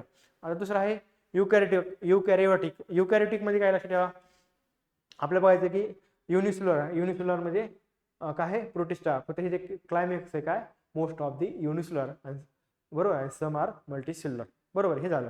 आता मल्टीसेल्युलरमध्ये काय लक्षात ठेवा, मल्टीसेल्युलर म्हणजे लक्षात ठेवा की काय थोडं मी पण कन्फ्युज झालं. मल्टीसेल्युलरमध्ये काय विथ सेल वॉल आणि विदाउट सेल वॉल. काय मल्टीसेल्युलरमध्ये with cell wall, without cell wall. With cell वॉलवाले काय आहेत लक्षात ठेवा. परत त्यामध्ये काय फोटोट्रॉपिक, हेटरोट्रॉपिक. आणि फोटोट्रॉपिकमध्ये प्लांट आहेत आणि हेटरोट्रॉपिकमध्ये फंगा आहेत. आणि त्यामध्ये सेल वॉल नसले कोण आहे ॲनिमल आहे. तर एकदा आणखी रिपीट करतो, तुम्ही माझ्यासोबत असं समजा की आपण हॉलमध्ये सगळेजण डिस्कस करतोय आणि मी तुम्हाला सांगतो, किंवा तुमच्यासोबत मी रूमला डिस्कशन करतोय, अशा प्रकारे डिस्कस करू आपण. तर पहिलं काय आहे लक्षात ठेवा, काय ऑर्गॅनिझम, प्रोकॅरियोटिक, युकॅरियोटिक. प्रोकॅरियोटिकमध्ये काय आहे मित्रांनो युनिसेल्युलर आणि मोनेरा. बरोबर आहे, म्हणजे प्रोकॅरियोटिक, युनिसेल्युलर, मोनेरा. आपण युकॅरियोटिकमध्ये काय लक्षात ठेवा युनिसेल्युलर आणि मल्टीसेल्युलर. युनिसेल्युलरमध्ये काय प्रोटिस्टा आहे, बरोबर आहे. आणि नंतर आपल्याला परत मल्टीसेल्युलरमध्ये जायचं युकॅरियोटिकच्या. मल्टीसेल्युलर म्हणजे विथ सेल वॉल आणि विदाउट सेल वॉल. मग सेल वॉल म्हणजे फोटोट्रॉपिक आणि हेटरोट्रॉपिक. फोटोट्रॉपिकमध्ये काय फोटोट्रॉपिक म्हणजे प्लांट, बरोबर आहे. आणि हेटरोट्रॉपिकमध्ये काय फंगाय, लक्षात राहील ना. आणि विदाउट सेलवाले कोण आहेत आपण, विदाउट सेलवाले कोण आहेत आपण ॲनिमल आहेत. अशा प्रकारे एवढं लक्षात ठेवा, बाकी काही टेन्शन नाही. हे नंतर परत तुमच्याकडून मी सारखं करून घेईल, ते तुम्हाला नंतर लक्षात राहील, पाठच झालं पाहिजे. आणि बायोलॉजिकल क्लासिफिकेशन फर्स्ट कोणी दिलं लक्षात ठेवा, अरिस्टॉटलने दिले. कोणी बायोलॉजिकल क्लासिफिकेशन कशानुसार दिलं, मॉर्फिओलॉजीनुसार, फिजिकल जे स्ट्रक्चर आहे म्हणजे त्यानुसार दिलेलं आहे. म्हणजे मला दोन हात आहेत, मला दोन डोळे आहेत, कान आहेत, हे माझं फिजिकल स्ट्रक्चर झालं, ही माझी मॉर्फॉलॉजी झाली. ह्यानुसार क्लासिफिकेशन कोणी केलं तर लक्षात, अरिस्टॉटलने केलं, पहिल्यांदा केलं, म्हणून त्याला फादर ऑफ बायोलॉजिकल क्लासिफिकेशन म्हणतात. कोणाला, अरिस्टॉटलला. अरिस्टॉटल नंतर जर पाहिलं तर प्लांटी आणि ॲनिमल असं जे दोन क्लासिफिकेशन केलेलं आहे ते कोणी केलं लक्षात ठेवा, कार्ल लिनियस. आणि कार्ल लिनियसच काय आणलेलं आहे, बायनॉमियल नोमेनक्लेचर सिस्टम. काय Carl Linnaeus suggested binomial nomenclature system, त्याला आपण म्हणतो जीनस. मॅंगीफेरा इंडिका, हे काय आहे तर मॅंगीफेरा काय आहे जिनस आणि इंडिका काय आहे स्पेसिस. मॅंगीफेरा इंडिका हे आपण पुढे पाहूयात. बायनॉमियल नोमेनक्लेचर गिव्हन बाय कार्लिनियस, आणि त्यांनी जे केलं किंगडम काय प्लांटी आणि किंगडम ॲनिमल हे दिलेलं आहे. आणि 5 किंगडम कोणी दिलेली, आर.एस. व्हिटॅकर. कोणी, व्हिटॅकरने दिलेले आहेत, जी आता पाहिलेली कोणती, मोनेरा, प्रोटिस्टा, प्लांटी, ॲनिमल, फंगा, हे कोणी दिलेलं लक्षात ठेवा आपल्याला, हे नाही दिले. 5 किंगडम कोणी व्हिटॅकर यांनी दिले आहे. आणि त्याचा आधार काय होता लक्षात ठेवा, सेल स्ट्रक्चर कसं आहे, म्हणजे अरिस्टॉटलनं मॉर्फॉलॉजीनुसार ते वर्गीकरण दिलं. आणि व्हिटाकरने काय दिलं, cell structure, body organisation, mode of nutrition, mode of reproduction आणि फायलोजेनेटिक रिलेशन, हे 5 घटक आहेत. कोणते? Cell structure, body organisation, mode of nutrition, mode of reproduction आणि फायलोजेनेटिक रिलेशन यानुसार 5 किंगडम सिस्टम कोण दिली? व्हिटाकर यांनी दिलेले. अशा प्रकारे हा क्वेश्चन क्लासिफिकेशनचा आपण डिस्कस केला.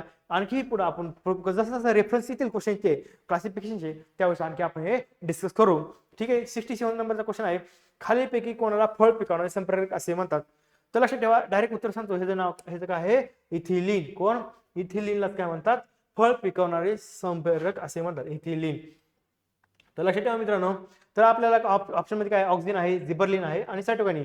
मी काय सांगतो, काही गोष्टी मी तुम्हाला डायरेक्ट सांगतो फॅक्च्युअल, उगाच डिस्कस करत बसणार नाही कारण आपल्याला वेळ नाही घालवायचा. तर लक्ष डायरेक्ट घ्या, इथिलीन फळ पिकवणारे संप्रेरक इथिलीन. आता नंतर आहे ऑक्सिन आहे, जिबरलिन आहे, सायटोकायनिन आहे आणि ऍब्सिसिक ऍसिड आहे. तर लक्षात ठेवा, ऑक्सिन जे आहे ते कशासाठी असतं? सेल इलॉंगेशनसाठी. म्हणजे आपले रूट आणि आपलं जे हे आहे म्हणजे अपायकल सिस्टम ती कशी डेव्हलप होते? ऑक्सिन म्हणजे सेल इलॉंगेशन. म्हणजे सेल असं बघा, तुम्ही जे प्रयोग पाहिला असेल की बाबा की झाड जर खिडकीमध्ये असेल आणि प्रकाश ज्या साईडने येतो ना त्या साईडनं ते झाड वाढत राहतं. तुम्ही बघा, घरामध्ये असतं खिडकीमध्ये ज्या साईडने प्रकाश येतो ना त्या साईडने ते वेल किंवा ते झाड वाढतं. त्याला काय म्हणतात? फोटोट्रॉपिझम. आणि फोटोट्रॉपिझम रिलेटेड टू कोणतं? ऑक्सिन. लक्षात, फोटोट्रॉपिझम रिलेटेड टू ऑक्सिन. ऑक्सिन काय होतं? आणि ते वाढत जातं म्हणजे काय होतं? सेल इलॉंगेशन होतं. हे कोण आहे? ऑक्सिन आहे. Auxin promote cell elongation, root shoot formation आणि ट्रॉपिझम. आता पाहिलं ऑक्सिन रिलेटेड टू ट्रॉपिझम आणि काय? सेल इलॉंगेशन असं लक्षात ठेवा. जिबरलिन, गब्बर. आता मला सांगा, एका खोड असतं, झाडाचं खोड. ते झाडाचं खोड जर बघा, वडाचं झाड असतं, असं एकदम खोड असं वाढलं की असं गब्बर दिसतं. म्हणजे एकदम एकदम एकदम कडक दिसतं गब्बर. म्हणजे खोड, फांद्या कशाच्या बारकाल्या असतात? फांद्या एकदम बारकाळ्या असतात, बरोबर आहे. पण स्टेम कसं असतं? खोड एकदम गब्बर म्हणजे एकदम फुगलेलं असतं. म्हणजे गब्बर म्हणजे जिबरली काय? Stem elongation. बरे, स्टेम म्हणजे खोड इलॉंगेशन. लक्षात ठेवा, जिबरलिन स्टेम इलॉंगेशन. आणि दुसरं काय आहे? Seed germination. एक लक्षात ठेवा, सीड जर्मिनेशन. तुम्ही बघा, सीड असतं, एखादं वाटाणा घ्या, शेंगदाणा घ्या, जेव्हा ते जर्मिनेट व्हायचं असतं, ते जर्मिनेट व्हायच्या अगोदर ते काय होतं? फुगतं म्हणजे गब्बर होतं. तब्येतीने गब्बत होतं. म्हणजे सीड जर्मिनेशनच्या अगोदर बी बघा फुगल्यासारखी होती, बरोबर आहे. तुम्ही मटकी, कोंब आलेली मटकी जी पाहिलं असेल, आधी छोटे असते, किंवा शेंगदाणा असेल कोंब आलेला, तो फुगलेला वाटतो म्हणजे गब्बर झालेला आहे. म्हणजे स्टेम गब्बर झाले जिबरलिनमुळं. सीड जर्मिनेशनच्या अगोदर फुगली बी गब्बर झाली कशामुळं? जिबरलिनमुळं. असं सीड जर्मिनेशन, स्टेम इलॉंगेशन काय आहे? जिबरलिन. लक्षात ठेवा. आणि development of fruit and flowers हे पण कशामुळे आहे? जिबरलिनमुळे आहे. लक्षात ठेवा.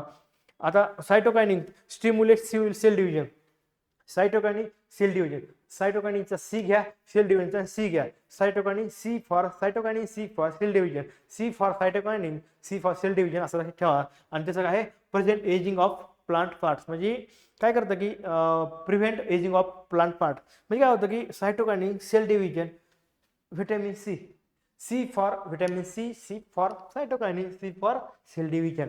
आता मला सांगा, व्हिटॅमिन सी कशामध्ये असतं? आंबट फळ असतात, आंबट, बरोबर आहे. संत्री, मोसंबी वगैरे. मला सांगा, संत्री मोसंबी तुम्ही जर दररोज खाली ना, चेहऱ्यावर काय येतं? तेज येतं आणि एकदम माणूस म्हणजे एकदम तरुण दिसतो, चिरतरुण दिसतो, बरोबर आहे. हे सगळ्यांना माहिती आहे. मोसंबी किंवा हे खाल्लं ना, संत्री वगैरे, म्हणजे त्यामध्ये काय असतं? व्हिटॅमिन सी असतं. सी काय असतं? तुमचं वय काय करतं? कमी करतं. म्हणजे प्रिव्हेंट एजिंग. म्हणजे काय? तुमचं वय वाढतं जे दिसतं ते दिसत नाही. Prevent aging. मग काय? C for cytokinin, C for cell elongation. आणि हे काय आहे? Prevent aging of plant parts. म्हणजे आपण खाल्ल्यानंतर आपलं होतं एजिंग प्रिव्हेंट होतं. तसं त्यांच्यामध्ये पण काय? सायटोकायनिन आहे. आणि abscisic acid inhibitor of growth. Abscisic असं बघा, ऍब्सिसिक असं जर बोलल्यानंतर बघा असं थांबल्यासारखं वाटतं. ऍब्सिसिक म्हणजे इनहिबिट करणे, थांबणे. म्हणजे काय? Inhibitor of growth. म्हणजे काय करतं? Inhibitor growth. आणि promotes dormancy in seeds and birds. म्हणजे काय करतं? एखाद्या ह्याची ग्रोथ जी कमी करण्याचं काम करतं abscisic acid, inhibitor of growth. आणि काय करतं? प्रोमोट्स डॉर्मन्सी इन सीड आणि बर्ड्स. ऍब्सिसिक म्हणजे थांबणं, ऍब्सिसिक. बघा, आपण असं शब्द उच्चार कसा आहे? प्रोनाऊन्सिएशन कसं आहे? ऍब्सिसिक. काहीतरी थांबल्यासारखं वाटतंय असं प्रोनाऊन्सिएशन केलं तर. थांबणं म्हणजे इनहिबिटर ऑफ ग्रोथ. आणि सीड डॉर्मन्सी म्हणजे सुप्त, जर्मिनेशन नाही होणार, सुप्त झोपणार सीड, डॉर्मंट असं करणार. असं लक्षात ठेवा. आणि नंतर आहे इथिलीन. इथिलीनचं पाहिलंय काय, फळं पिकवणार. इथिलीन काय बरं, फळ पिकवणार संप्रेरक. Ethylene, ethanol. इथेनॉल काय असतं दारूमध्ये, बरोबर आहे. इथेनॉल इथिलीन लक्षात ठेवा. हे आहे फळ पिकवतं. इथेनॉल काय करतं, डोकं पिकवतं दुसऱ्यांचं, जे पिकतं तिचं नाही पिकत. दारू पिलेला माणूस दुसऱ्याचं डोकं पिकवतो, बडबड बडबड बडबड बडबड करून दुसऱ्याचं डोकं पिकवतो. इथेनॉल पिलेला माणूस काय करतो, म्हणजे दारू पिलेला माणूस बडबड करून दुसऱ्याचं डोकं पिकवतो. हे इथेनॉल बाबतीत आहे. आणि इथिलीन पण काय करतं, पिकवतं. पण काय पिकवतं, फळ पिकवतं. असं लक्षात ठेवा. अशा प्रकारे खूप सुटसुटीत तुम्हाला हे सांगितलेलं आहे. वनस्पती रोग व रोगकारकाच्या जोड्या आपल्याला हे बघायचं आहे. लक्षात ठेवा. ही पण डायरेक्ट सांगणार आहे. गव्हाची सुटी काजळी, गव्हाचा खोडावरील काळा तांबेरा, भुईमुगावरील पानावरील टिक्का, हळदीच्या पानावरील ठिपका. हे आपलं डायरेक्ट उत्तर सांगतो.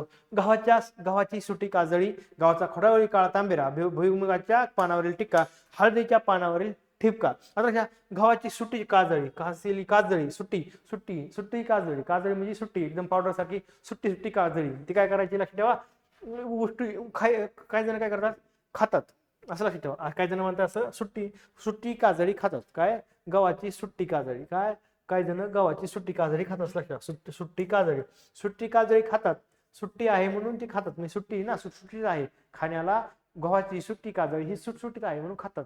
आणि खाल्लेली, एका जणांनी खाल्लेली काजळी दुसऱ्यासाठी काय असते, उष्टी असते. मी भात आता खाल्ला आणि तो दुसऱ्याने येऊन जर खाल्ला तर माझा उष्टा भात त्यांनी खाल्ला असं आपण म्हणतो, बरोबर आहे. तसंच मग गव्हाची सुट्टी काजळी कोणतरी दुसऱ्याने खाल्ली म्हणून काय झाली, उष्टी झाली. उष्टी झाली म्हणजे उष्टी लॅगो सेगेटम. काय, उष्टी लॅगो सेगेटम असं लक्षात ठेवायचं. आणि गव्हाचा खोडावरील काळा तांबेरा. खोडावर बसलाय म्हणजे काय, फांदीवर एखादा माणूस जर बसला. आता समजा हा काळा तांबेरा एक माणूस आहे, काळा तांबेरा नावाचा. तो जर फांदीवर बसला, फांदी तुटणार आहे, डायरेक्ट पटकन तो माणूस पडणार आहे आणि त्याला कुठेतरी हातपाय मोडणार. म्हणजे फांदी कशी असते, वीक असते. एखादा वजनदार माणूस जर बसला तर फांदी तुटते आणि खाली पडते. तेवढी ही नसते, म्हणजे स्ट्रॉंग नसते किंवा पक्की नसते. तसंच म्हणजे फांदी पक्की नसल्यामुळे फांदी तुटते आणि माणूस पडतो. तर हे काय आहे, गव्हाचा खोडावर काळा तांबेरा. बरं, तोच माणूस जर खोडावर बसला तर काय होणार, म्हणजे झाड तुटणार का, नाही. ते मजबूत असतं, पक्क असतं. मग घराच्या खोडावरील काळा तांबेरा काय, पक्सिनिया ग्रॅमिनीस. पक्की लक्षात ठेवा. पक्की फांदी नसते, तर पक्क खोड असतं. पक्क खोडा, मग खोडा बसलाय, पक्का बसलाय म्हणून पक्सिनिया लक्षात ठेवा. आणि भुईमुगाच्या पानावरील टिक्का, बरोबर आहे. टिक्का, पनीर, हे टिक्का रिलेट होते तुम्हाला बाहेर हॉटेलला जेवायला गेला, पनीर टिक्का मसाला माहिती ना, पनीर टिक्का मसाला. तसा इथला भुईमुगाच्या पानावरील टिक्का आहे. टिक्का. आता पनीर मसाला खाताना लोक जर भूक लागलेली असेल, आणि प्रत्येकाला पनीर टिक्का मसाला आवडतो, आणि बऱ्याच वेळा काय होतं की आपण एखादा खाणारा व्यक्ती असतो, तो फुल कॉन्सन्ट्रेशन खाण्यावर असतं पनीर टिक्का मसाला खाताना. तो एकदम त्याला आईस लागतं बसायला. पण तो काय म्हणतो, तू बाजूला सर, मला निवांत जेवून दे. काय, तू बाजूला सरक आणि तू बाजूला सरक. म्हणजे पनीर टिक्का खाण्याला आलेला माणूस काय, तू बाजूला सरक म्हणजे काय, सर्कोस्पोरिडियम. काय, सर्कोस्पोरिडियम म्हणजे भुईमुगाच्या पानावरील टिक्का म्हणजे सर्कोस्पोरिडियम असं लक्षात ठेवू शकता. आणि हळदीच्या पानावरील ठिपका. आता हळदीचा डाग जर पडला एखादा शर्टवर, तसा ठिपका दिसतो, मोठा ठिपका, हळदीच्या पानावर ठिपका. आणि कसं लक्षात ठेवा, ठिपका मग काय करायचा, ठिपका पाण्यावरला टिपका आहे, ठिपका मसा. मी हळदीचं डाग पडला, वरण आपण वरणामध्ये हळद असते, बरोबर आहे. आणि वरणाचा डाग आपल्याला पडतो म्हणजे हळदीचा डाग पडतो बऱ्यापैकी. मग तो पिवळा ठिपका पडतो. मग ठिपका कुठं जाऊन धुवायचा, नळाखाली जायचं ते धुवायचं. म्हणजे आता मग डाग पडलाय, तुम्ही कसाच ठेवणार का, नाही, नळाच्या पाण्याखाली जाऊन धुणार. नळ म्हणजे टॅपच्या पाण्याखाली जाऊन धुणार. म्हणजे नळाला आपण टॅप म्हणतो इंग्रजीमध्ये. म्हणजे नळाच्या पाण्याखाली जाऊन धुणार म्हणजे टॅप.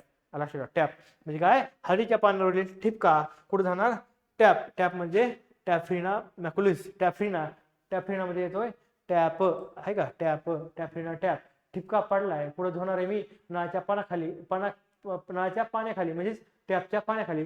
म्हणजे काय, ठिपका टॅफ्रिना. काय, ठिपका टॅफ्रिना असं लक्षात ठेवू शकता. आणि हे जे आहे टॅफ्रिना मोकुलान्स. काय, मोकुलान्स एक आहे सायंटिफिक नेम आहे, बरोबर आहे, त्या रोगकारकाचं. आणि त्याचं टॅफ्रिना काय आहे, जीनस आहे, आणि मॅक्युलन्स काय आहे, स्पेसिस. असं लक्षात, जीनस आणि पेसिस. कोणी दिलंय, कार्ल लिनियस नॉमेनक्लेचर. आताच आपण पाहिलेलं आहे. नंतर 69 नंबर क्वेश्चन आहे, खालीपैकी कोणती लस त्वचेच्या थरामध्ये देण्यात येते. आपल्याला काय विचारलं, हा ही नेहमी क्वेश्चन विचारला आहे. तर लक्षात ठेवा खालीपैकी कोणती लस त्वचेच्या थरामध्ये देण्यात येते. तर लक्षात ठेवा मित्रांनो, त्वचेच्या थरामध्ये कोणती दिली जाते. तर लक्षात ठेवा BCG. कोणती? BCG दिली जाते. कोणती? BCG. काय ती? BCG. काय? BCG. बरोबर आहे, BCG.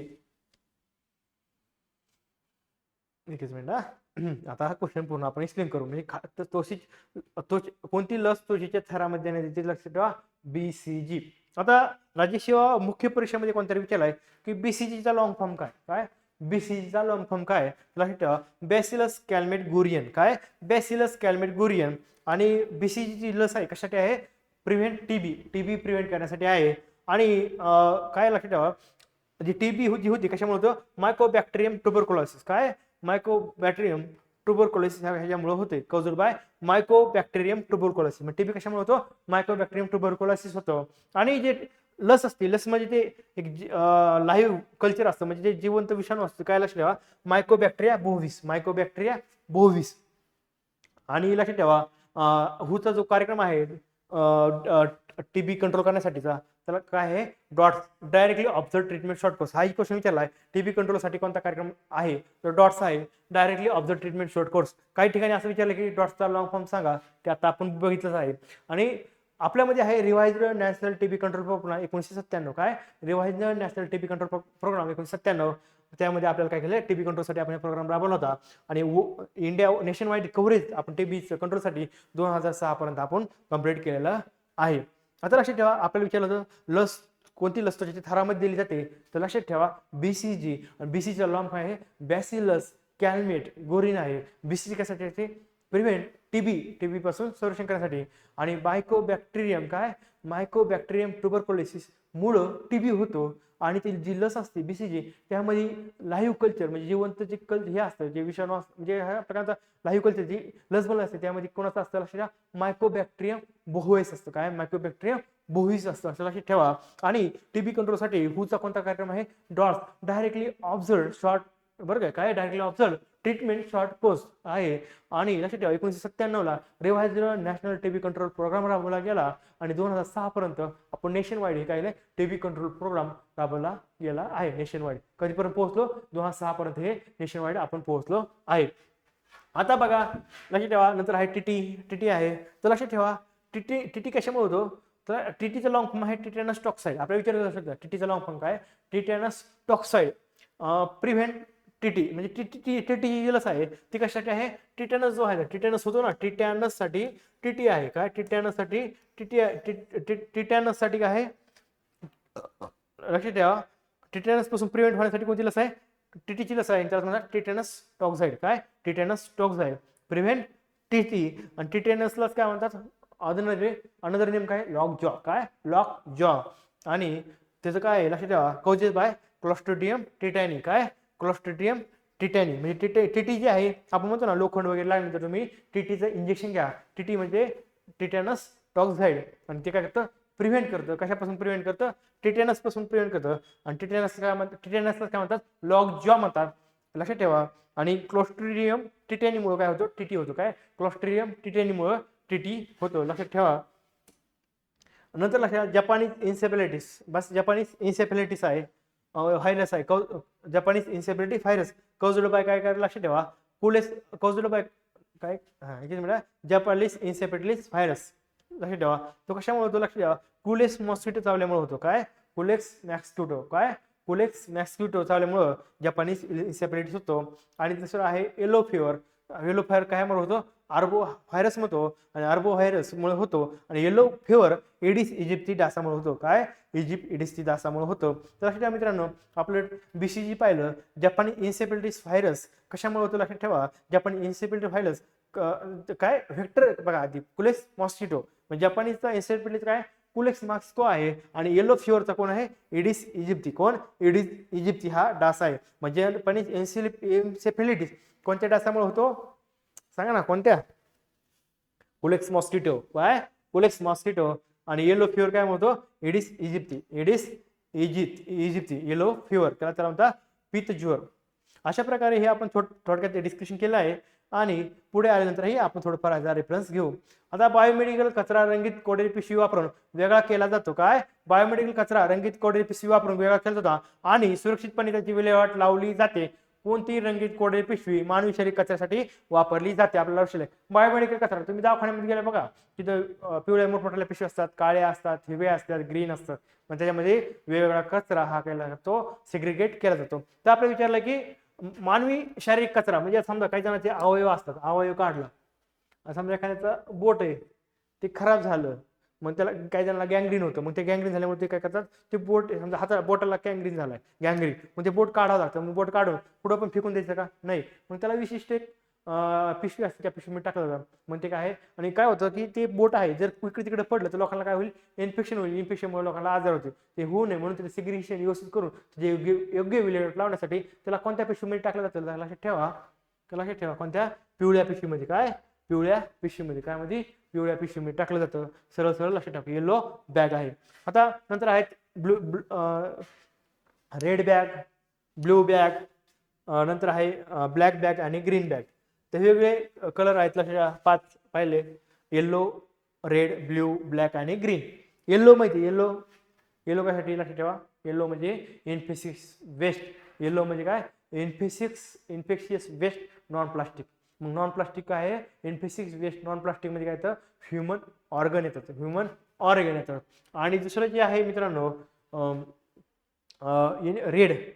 रेड म्हणजे आहे की इन्फेक्शियस वेस्ट प्लास्टिक्स. रेड आणि येलो. रेड म्हणजे काय? इन्फेक्शियस वेस्ट आहे पण ती प्लास्टिक आहे. येलो काय आहे? इन्फेक्शियस वेस्ट आहे पण विदाउट प्लास्टिक. विदाउट प्लास्टिक म्हणजे ह्युमन ऑर्गन आहे. आणि रेड मध्ये काय आहे? रेड बॅग मध्ये काय आहे? इन्फेक्शियस वेस्ट आहे पण ती कशी आहे? प्लास्टिकची आहे. ब्लड बॅग्स त्यामध्ये टाकू शकतो. नंतर आहे ब्लू बॅग. ब्लू बॅग म्हणजे काय असं? Infectious sharp waste. काय? Infectious sharp waste. त्यामध्ये काय असतं? Sharp waste. शार्प म्हणजे अणकुचीत जर काय असेल ते अणकुचीत म्हणजे ग्लास फुटला तर काय होतं? कापू शकतं आणि त्यापासून इन्फेक्शन होऊ शकतं. मग ते काय टाकायचं? ब्लू बॅग मध्ये टाकायचं. आणि नंतर आहे ब्लॅक बॅग. ब्लॅक बॅग म्हणजे सायटोटॉक्सिक वेस्ट म्हणजे एक्सपायर झालेले मेडिसिन असेल किंवा रेडिओ ऍक्टिव्ह सबस्टन्सेस असतील ते कशामध्ये टाकायचे? ब्लॅक बॅग मध्ये टाकायचे आहे. आणि ग्रीन मध्ये काय टाकायचं? ग्रीन सगळ्यामध्ये रिसायकल जे होऊ शकतं ते ग्रीन मध्ये टाकायचं. ग्रीन म्हणजे सिग्नल, रिसायकल होण्यासाठी सिग्नल भेटतो म्हणून ग्रीन टाका. दवाखान्यामधल्या काही हे असं स्टेशनरी असतील, काही हे असेल का ज्याचं काय होऊ शकतं? रियूज होऊ शकतं. ते काय म्हणजे कशामध्ये? लक्षात ठेवा, ग्रीन बॅग मध्ये लक्षात ठेवा. अशा प्रकारे हे काय आहे आपल्या पाहिलेत. कोणती बॅग? पहिल्यांदा येलो बॅग. काय आहे? Yellow bag. येलो म्हणजे काय? Infectious waste. काय? Infectious waste. आणि ती कशी? नॉन प्लास्टिक म्हणजे ह्युमन ऑर्गन. बरोबर आहे. ह्युमन ऑर्गन किंवा एखादं काय केलं की कापूस, ब्लड टाकलं, हे पण येतं. कापूस ब्लड घेतलं, कापसाला पुसवलं आणि असं फेकून दिलं, ते पण काय मध्ये येतं? येलो मध्ये. म्हणजे ते कापसाचा बोळा जो ब्लडला स्पर्श झालाय तो पण येलो. काय आपण काय म्हणलो? Yellow infectious waste non plastic मध्ये येते. आणि नंतर रेड इन्फेक्शियस वेस्ट काय? प्लास्टिक्स म्हणजे ब्लड बॅग वगैरे. हे झालं येलो आणि रेड. आता ब्ल्यू. आकाश काय आहे? निळे. आणि मला सांग, खालून जे क्षेपणास्त्र असतात की आपण काहीतरी फेकतो खालनं, आपण असं म्हणतो आपले क्षेपणास्त्र काय असतात? शार्प असतात आणि शार्प पुढे जातात, आकाशामध्ये जातात. असं लक्षात ठेवा. ब्ल्यू आकाशामध्ये काय करतो आम्ही? क्षेपणास्त्र सोडतो आकाशामध्ये. बरोबर आहे. आणि ते कसं असतं? शार्प जातं. म्हणजे ब्ल्यू बॅग म्हणजे काय? Sharp waste. शार्प म्हणजे बॉटल किंवा अशा काहीतरी गोष्ट असतात ना, बॉटल तुटली, शार्प त्याच्या कडा शार्प असतात, त्या जर कापल्या तर इन्फेक्शन होऊ शकतं. म्हणून ब्ल्यू बॅग मध्ये ते टाकतात शार्प वेस्ट. ती पण इन्फेक्शियस असते. आणि ब्लॅक मध्ये कोणते असते? सायटोटॉक्सिक वेस्ट. काय? ब्लॅक तुम्हाला माहिती ना, आपण जे म्हणतो ना की एक्सपायर झालेली मेडिसिन, हे जर ते काय तर ब्लॅक आहे म्हणजे ते काही यूज होऊ शकत नाही, लक्षात ठेवा. म्हणून ब्लॅक काही कामाचं नाही म्हणून ब्लॅक करून टाकलं त्याला. मेडिसिन ब्लॅक म्हणजे ब्लॉक करून टाकलं. एक्सपायरी झालेली मेडिसिन त्याला काय केलं? ब्लॉक केलं. आणि रेडिओ ऍक्टिव्ह सबस्टन्सेस जर लोकांच्या संपर्कात आली तर लोकांना त्याबद्दल हानी पोहोचू शकते म्हणून त्याला आपण काय केलं? ब्लॉक केलं. ब्लॉक म्हणजे ब्लॅक मध्ये टाकलं, असं लक्षात ठेवू शकता. आणि ग्रीन म्हणजे काय? ग्रीन म्हणजे रिसायकल होऊ शकतं, त्यासाठी आपण करू शकतो. आता अशा प्रकारे आपण 70 क्वेश्चन पर्यंत आलो आहेत. आता 71वा क्वेश्चन.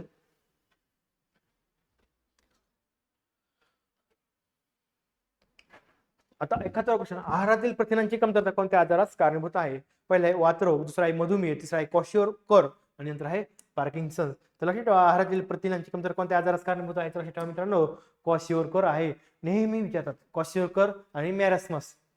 बरोबर आहे क्वाशियोरकर आणि मॅरॅस्मस. त्याला काय म्हणतात प्रोटीन एनर्जी माल न्यूट्रिशन. काय म्हणतात प्रोटीन एनर्जी माल न्यूट्रिशन PEM काय म्हणतात प्रोटीन एनर्जी माल न्यूट्रिशन डिसीजेस कोणते तर क्वाशियोरकर आणि कोण मॅरॅस्मस. आता क्वाशियोरकर आणि मॅरॅस्मस काय आहे तर क्वाशियोरकर काय आता जे पाहिलं प्रोटीन डिफिशियन्सी मध्ये होतं. क्वाशियोरकर काय होतं स्वेलिंग होती त्या पेशंटमध्ये. काय होतं पेशंट फुगतो स्वेल होतो आणि त्याला फुगल्यामुळे काय होतं लिव्हर काय होतं फॅटी लिव्हर होतं आणि अशा पेशंटमध्ये काय असतो ॲनिमिया असतो. काय ॲनिमिया. आणि मॅरॅस्मस काय तर प्रोटीन आणि कॅलरीज हे बघा क्वाशियोरकर मध्ये फक्त प्रोटीन डिफिशियन्सी आहे आणि मॅरॅस्मस मध्ये काय आहे प्रोटीन आणि कॅलरी आहे. ह्याच्यामध्ये काय होतं पेशंट सुकतो म्हणजे एकदम त्याचं आणि ते हाडं दिसतात म्हणजे एकदम हाडं नुसतं सांगाडा दिसतो. ह्याच्यामध्ये फॅटी लिव्हर नसतं का तर हा ऑलरेडी चुकलाय ना त्याचं फॅट जे लिव्हर आहे ते ऑलरेडी जे होतं ते पण सिरिंग झाले म्हणजे काय झालंय लुकडं झालंय. आपण त्याला म्हणतो लुकडा. इकडं क्वाशियोरकर म्हणजे जाडा मॅरॅस्मस म्हणजे लुकडा आणि ह्याच्यामध्ये पण ॲनिमिया असतो. आता प्रोटीन एनर्जी माल न्यूट्रिशन बरोबर आहे. प्रोटीन एनर्जी माल न्यूट्रिशन त्याचे दोन आहेत क्वाशियोरकर आणि मॅरॅस्मस. आता मॅरॅस्मस लक्षात ठेवा क्वाशियोरकर आपोआप लक्षात ठेवा. मॅरॅस्मस म्हणजे काय होतं की माणूस एकदम श्रिंक होऊन जातो म्हणजे लुकडा होऊन जातो फक्त सांगाडा राहतो मांस अंगावर नसतं. आणि त्याच्यामध्ये काय असतं प्रोटीन आणि कॅलरीज दोन्ही पण नसल्यामुळे ते फार असं सुकून गेलं. प्रोटीन आणि एनर्जी दोघं नसल्यामुळं काय होतं सुकून जातो. प्रोटीन एनर्जी माल न्यूट्रिशन एकदम काय करतो सुकून जातो. मग सुकून झाल्यामुळे काय होतं की आपण म्हणतो मॅरॅस्मस काय झाला सुकून गेला एकदम लुकडा झालाय. गावाकडे काय म्हणतात असे लुकडे झालेले माणसाला काय म्हणतात आयला मारायला लागले हे म्हणजे काय मारायला लागले किती सुकडं झाले काय खातो का नाही तू असं म्हणतो. काय मारायला लागले काय खातो का नाही असं बोलतो. अशा ग्रामीण भागामध्ये मारायला मॅरॅस्मस मारायला मॅरॅस्मस मारायला मॅरॅस्मस. अरे मारायला लागलास नीट खा असं म्हणतो आपण लुकड्या माणसाला मॅरॅस्मस अशा ठेवू शकतो मॅरॅस्मस. मग ते प्रोटीन आणि कॅलरीज श्रिंक होतो आणि फॅटी लिव्हर नसतो. क्वाशियोरकर म्हणजे काय प्रोटीन डिफिशियन्सी. काय प्रोटीन इथं काय फक्त प्रोटीन आहे आणि इथं काय प्रोटीन प्लस कॅलरी आहे. ह्याच्यामध्ये क्वाशियोरकर म्हणजे काय होतं फुगतो म्हणजे क्वाशियोरकर जाडा फुगतो आणि मॅरॅस्मस लुकडा असं एवढं लक्षात ठेवा. ह्याच्यामध्ये काय प्रोटीन डिफिशियन्सी ह्याच्यामध्ये काय प्रोटीन आणि कॅलरीची डिफिशियन्सी. दोघांमध्ये पण काय असतो ॲनिमिया असतो फुगल्यामुळं फॅटी लिव्हर असतं आणि ह्याच्यामध्ये काय फॅटी लिव्हर काय दिसत नाही कारण ऑलरेडी तो सुकलेला आहे. नंतर आहे सस्तन प्राण्याची लक्षणे. पहिलं आहे आता सस्तन प्राणी म्हणजे आपण स्वतः बरोबर आपण सस्तन प्राणी आहोत ना. तर लक्षात ठेवा अंगावर केस असतात बरोबर आहे. हृदयाला 3 कप्पे असतात.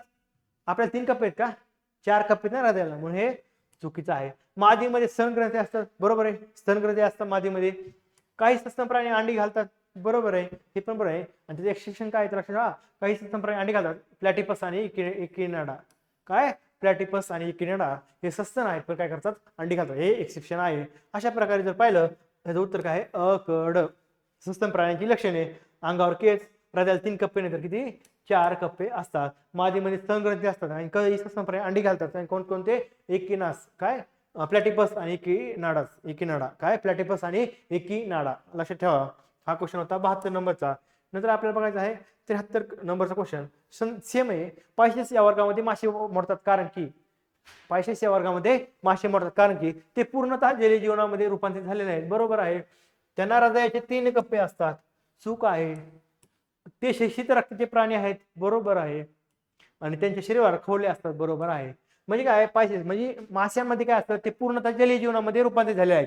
त्यांना हृदयाचे 3 कप्पे नसतात तर किती असतात 2च कप्पे असतात. ते शीत रक्ताचे प्राणी आहेत त्याला काय म्हणतात कोल्ड ब्लडेड प्राणी आहेत बरोबर आहे. कोल्ड ब्लडेड प्राणी म्हणजे कसं आजूबाजूच्या वातावरणानुसार काय करतात ते स्वतःचं टेम्परेचर शरीराचं टेम्परेचर बदलतं त्याला काय म्हणतात कोल्ड ब्लडेड प्राणी किंवा शीतरक्ती प्राणी. आणि आपण कोण येतं हॉट ब्लडेड म्हणजे वॉर्म ब्लडेड म्हणजे आपलं कॉन्स्टंट टेम्परेचर असतं वातावरण कसं पण होते थंड गरम आपलं 67 डिग्री काय होतं मेंटेन होतं. ह्याला वॉर्म ब्लडेड आणि कोल्ड ब्लडेड असं बघू शकतो.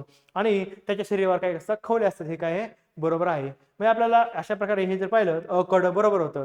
आता ह्याच्यामध्ये एक लक्षात ठेवा इथे एक थोडं आपल्याला डिस्कस करूयात की हे 2 क्वेश्चन आहे ह्याच्यामध्ये आपल्याला बघायचे 2 थिंक करूया की हृदयाचे कप्पे बद्दल डिस्कस करू. आता लक्षात ठेवा इथे एक लक्षात ठेवा एकच मिनिट हृदयाचे कप्पे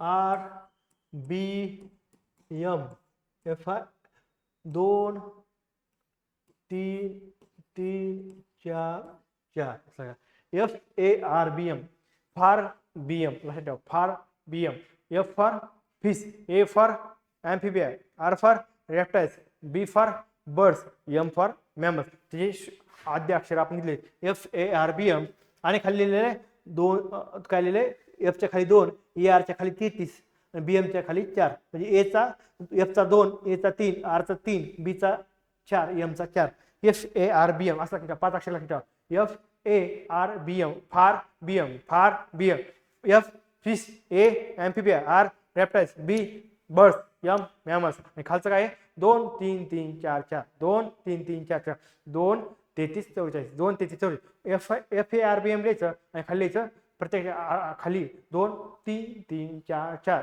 आता हे काय आहे तर ही ट्रिक्स आहे हृदयाच्या कप्प्याची म्हणजे फिशिस मध्ये गेलं तर हृदयाचे कप्पे 2 असतात ॲम्फिबिया म्हणजे फ्रॉग म्हणजे बेडूक हृदय कप्पे 3 असतात रेप्टाइल्स साप जे असतं ना साप वगैरे रेप्टाइल्स सरपटणारे प्राणी त्यामध्ये 3 कप्प्याचं हृदय असतं बर्ड्स मध्ये 4 कप्प्याचं हृदय असतं आणि मॅमल्स म्हणजे आपण आपल्यामध्ये पण किती 4 कप्प्याचं हृदय असतं F A R B M 2 33 44 थोडं लक्षात ठेवा पाठ करून टाका तुम्हाला कोणाचाही कप्पे विचारू द्या ह्याच्यानुसार तुम्हाला कप्प्याचं सोल्युशन निघेल आता लक्षात ठेवा की आपल्याला काय करायचं आणखी कोल्ड ब्लडेड ॲनिमल आणि वॉर्म ब्लडेड कोल्ड ब्लडेड म्हणजे काय त्यांचं जे टेम्परेचर आहे ते कसं होतं सोबतच्या परिस्थितीनुसार चेंज होत राहतं आता जर आपण पाहिलं फिश हे काय तर कोल्ड ब्लडेड आहे आणि वॉर्म ब्लडेड म्हणजे त्यांचं टेम्परेचर कॉन्स्टंट असतं म्हणजे आपलं बाजूला थंडी असू दे गरम असू दे आपलं टेम्परेचर 37 डिग्रीज राहतं तर लक्षात ठेवा कोल्ड ब्लडेडचे एक्झाम्पल काय फिशेस ॲम्फिबिया आणि रेप्टाइल्स फिशेस ॲम्फिबिया रेप्टाइल्स आणि वॉर्म ब्लडेडचे कोण आहेत लक्षात ठेवा बर्ड्स आणि मॅमल्स म्हणजे इथलं फार बी एम जे होतं ना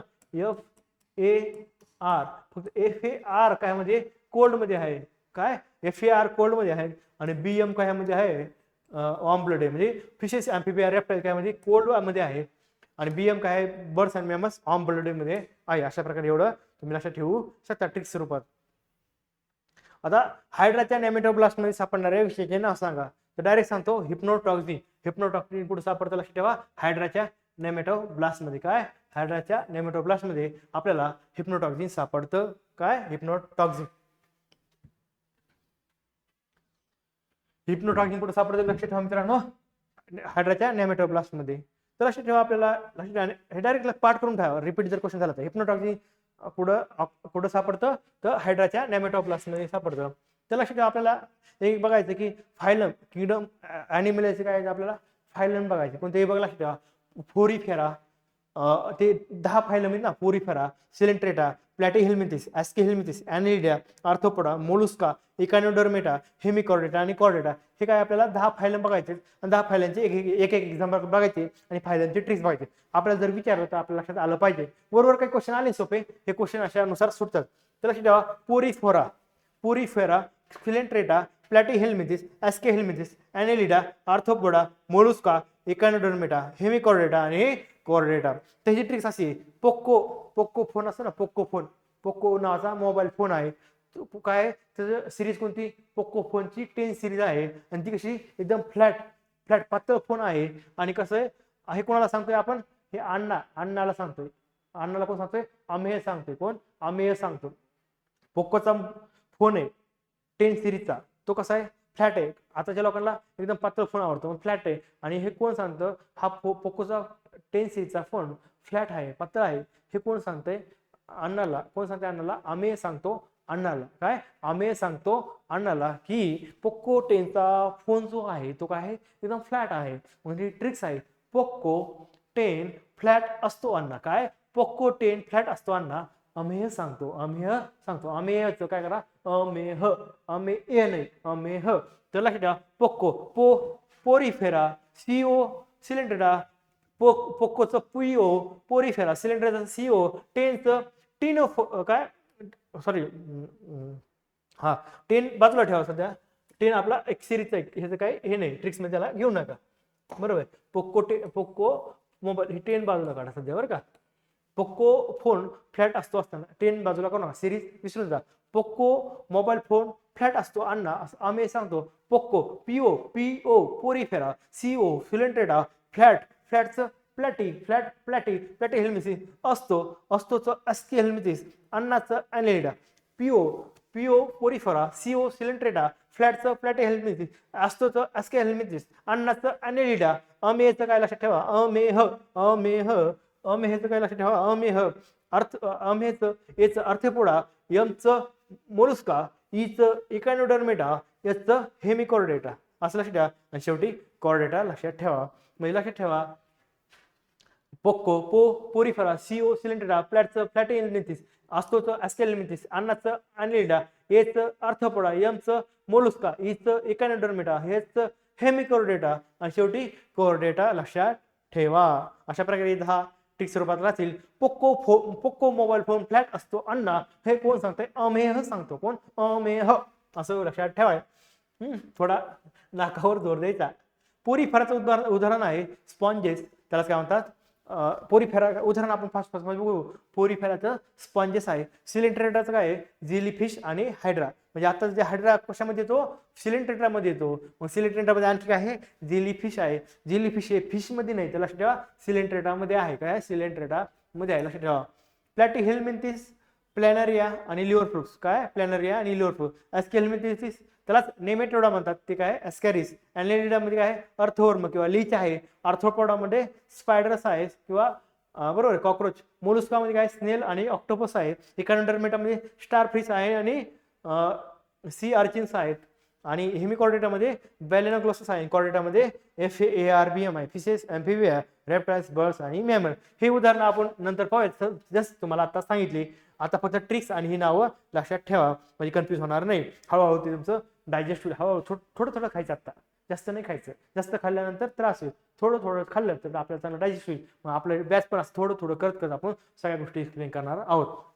ब्रॉन्झ हा खालील धातूचा मिश्र धातू आहे, लक्षात ठेवा. कॉपर आणि टीनचा आहे. कॉपर आणि टीन. बऱ्याच मुलांना पोरांना माहित होतं, बऱ्याच जणांना कॉपर आणि टीन आहे. पोरांना सवय लागली असते, कॉपर आणि टीन असं सवय लागली असते, कॉपर आणि टीनचं आहे. पण बऱ्याच जणांना माहितच नव्हतं हे टीन बद्दल आहे. त्यामुळे बऱ्याच जणांना कन्फ्युज झाला आणि क्वेश्चन चुकला, त्यांना कळत नाही नेमकं काय कशाचं काय आहे ते.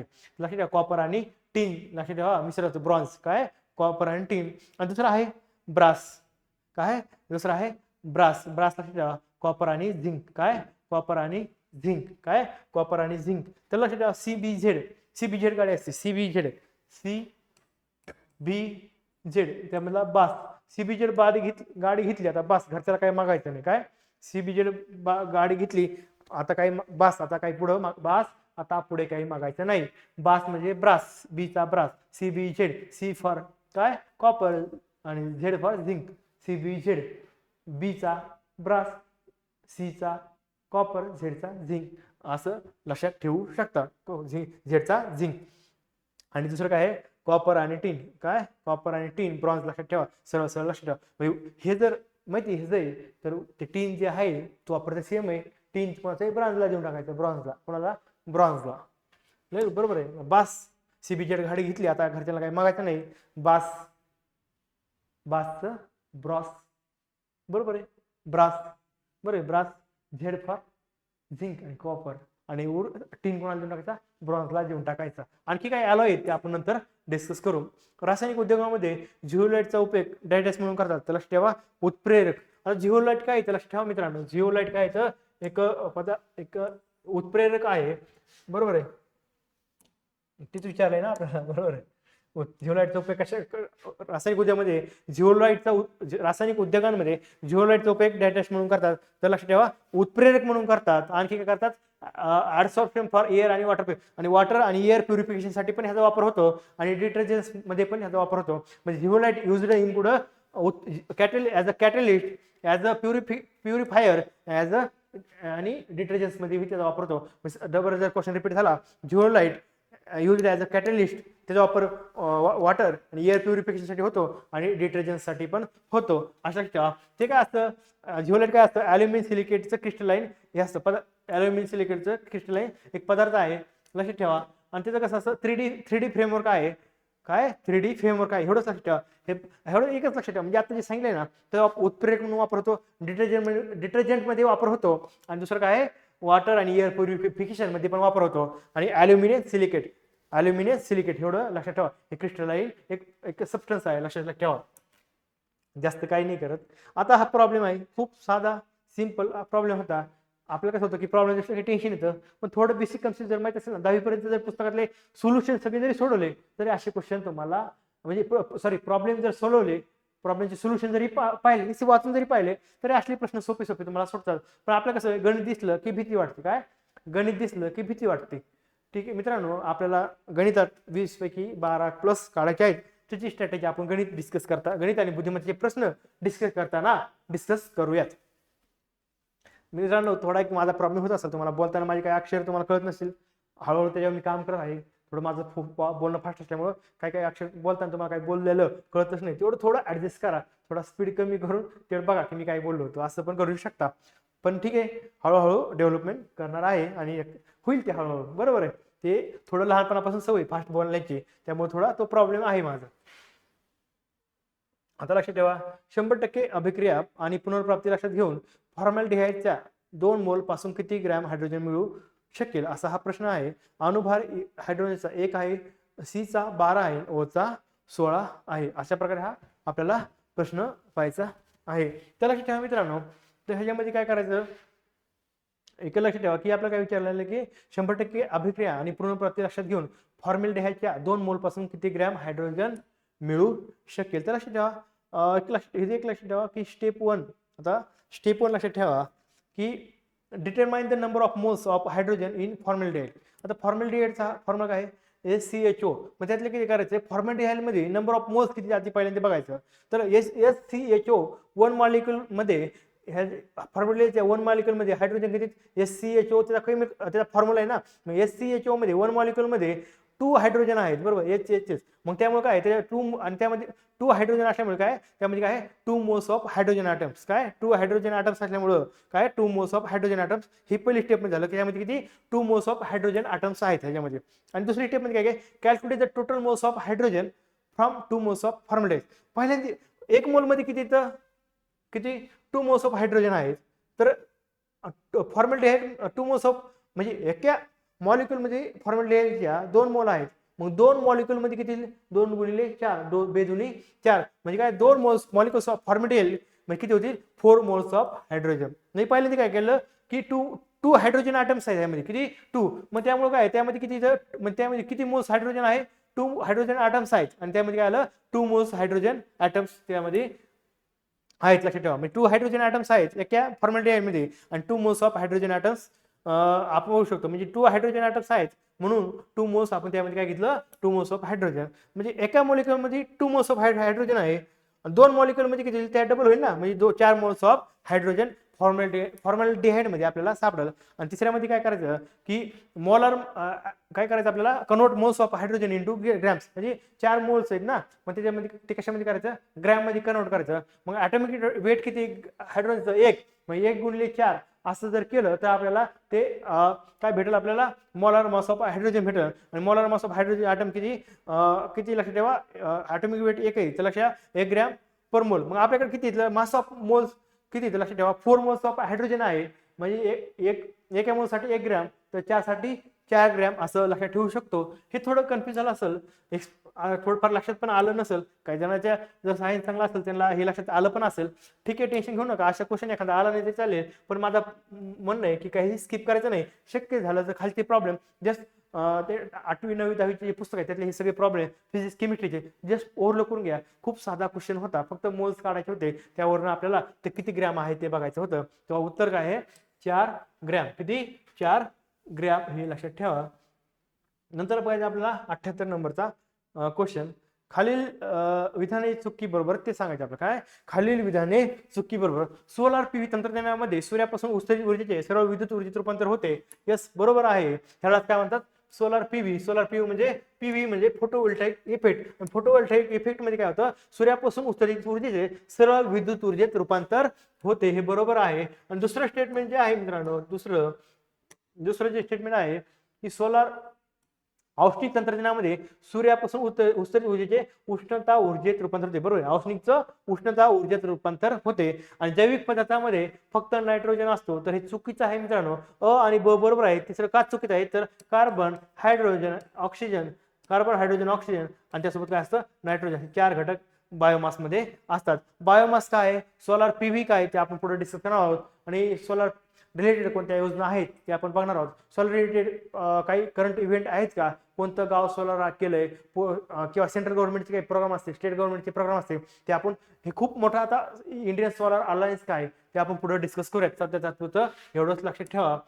नंतर आहे लक्षात ठेवा, दट्ट्या पाडे पुढे मागे हलवून द्रव असलेल्या सिलेंडरमध्ये कोणत्या प्रकारचे तरंग निर्माण होतात. हे काय होतं, ध्वनी जे आहे, ध्वनी साऊंडचं काय आहे, एक प्रकारे ऍप्लिकेशन बघता येईल, म्हणजे ध्वनीशी रिलेट करता येईल. ध्वनी म्हणजे काय, ध्वनीचे जे तरंग असतात ते कशा असतात, लॉन्जिट्युडिनल असतात. लॉन्जिट्युडिनल म्हणजे कसं होतं की, आणि प्रकाश असतात ते हे असतात वेव्ह काय ट्रान्सफर असतात. ट्रान्सफर म्हणजे काय, असे पाण्याचे थर तयार होतो ना, याला ट्रान्सफर म्हणतात. हे काय असतं, हे लाईटचं असतं. Light you are transfer wave. सरळ सरळ लक्षात ठेवा. आपण याबद्दल आणखी डिस्कस करू.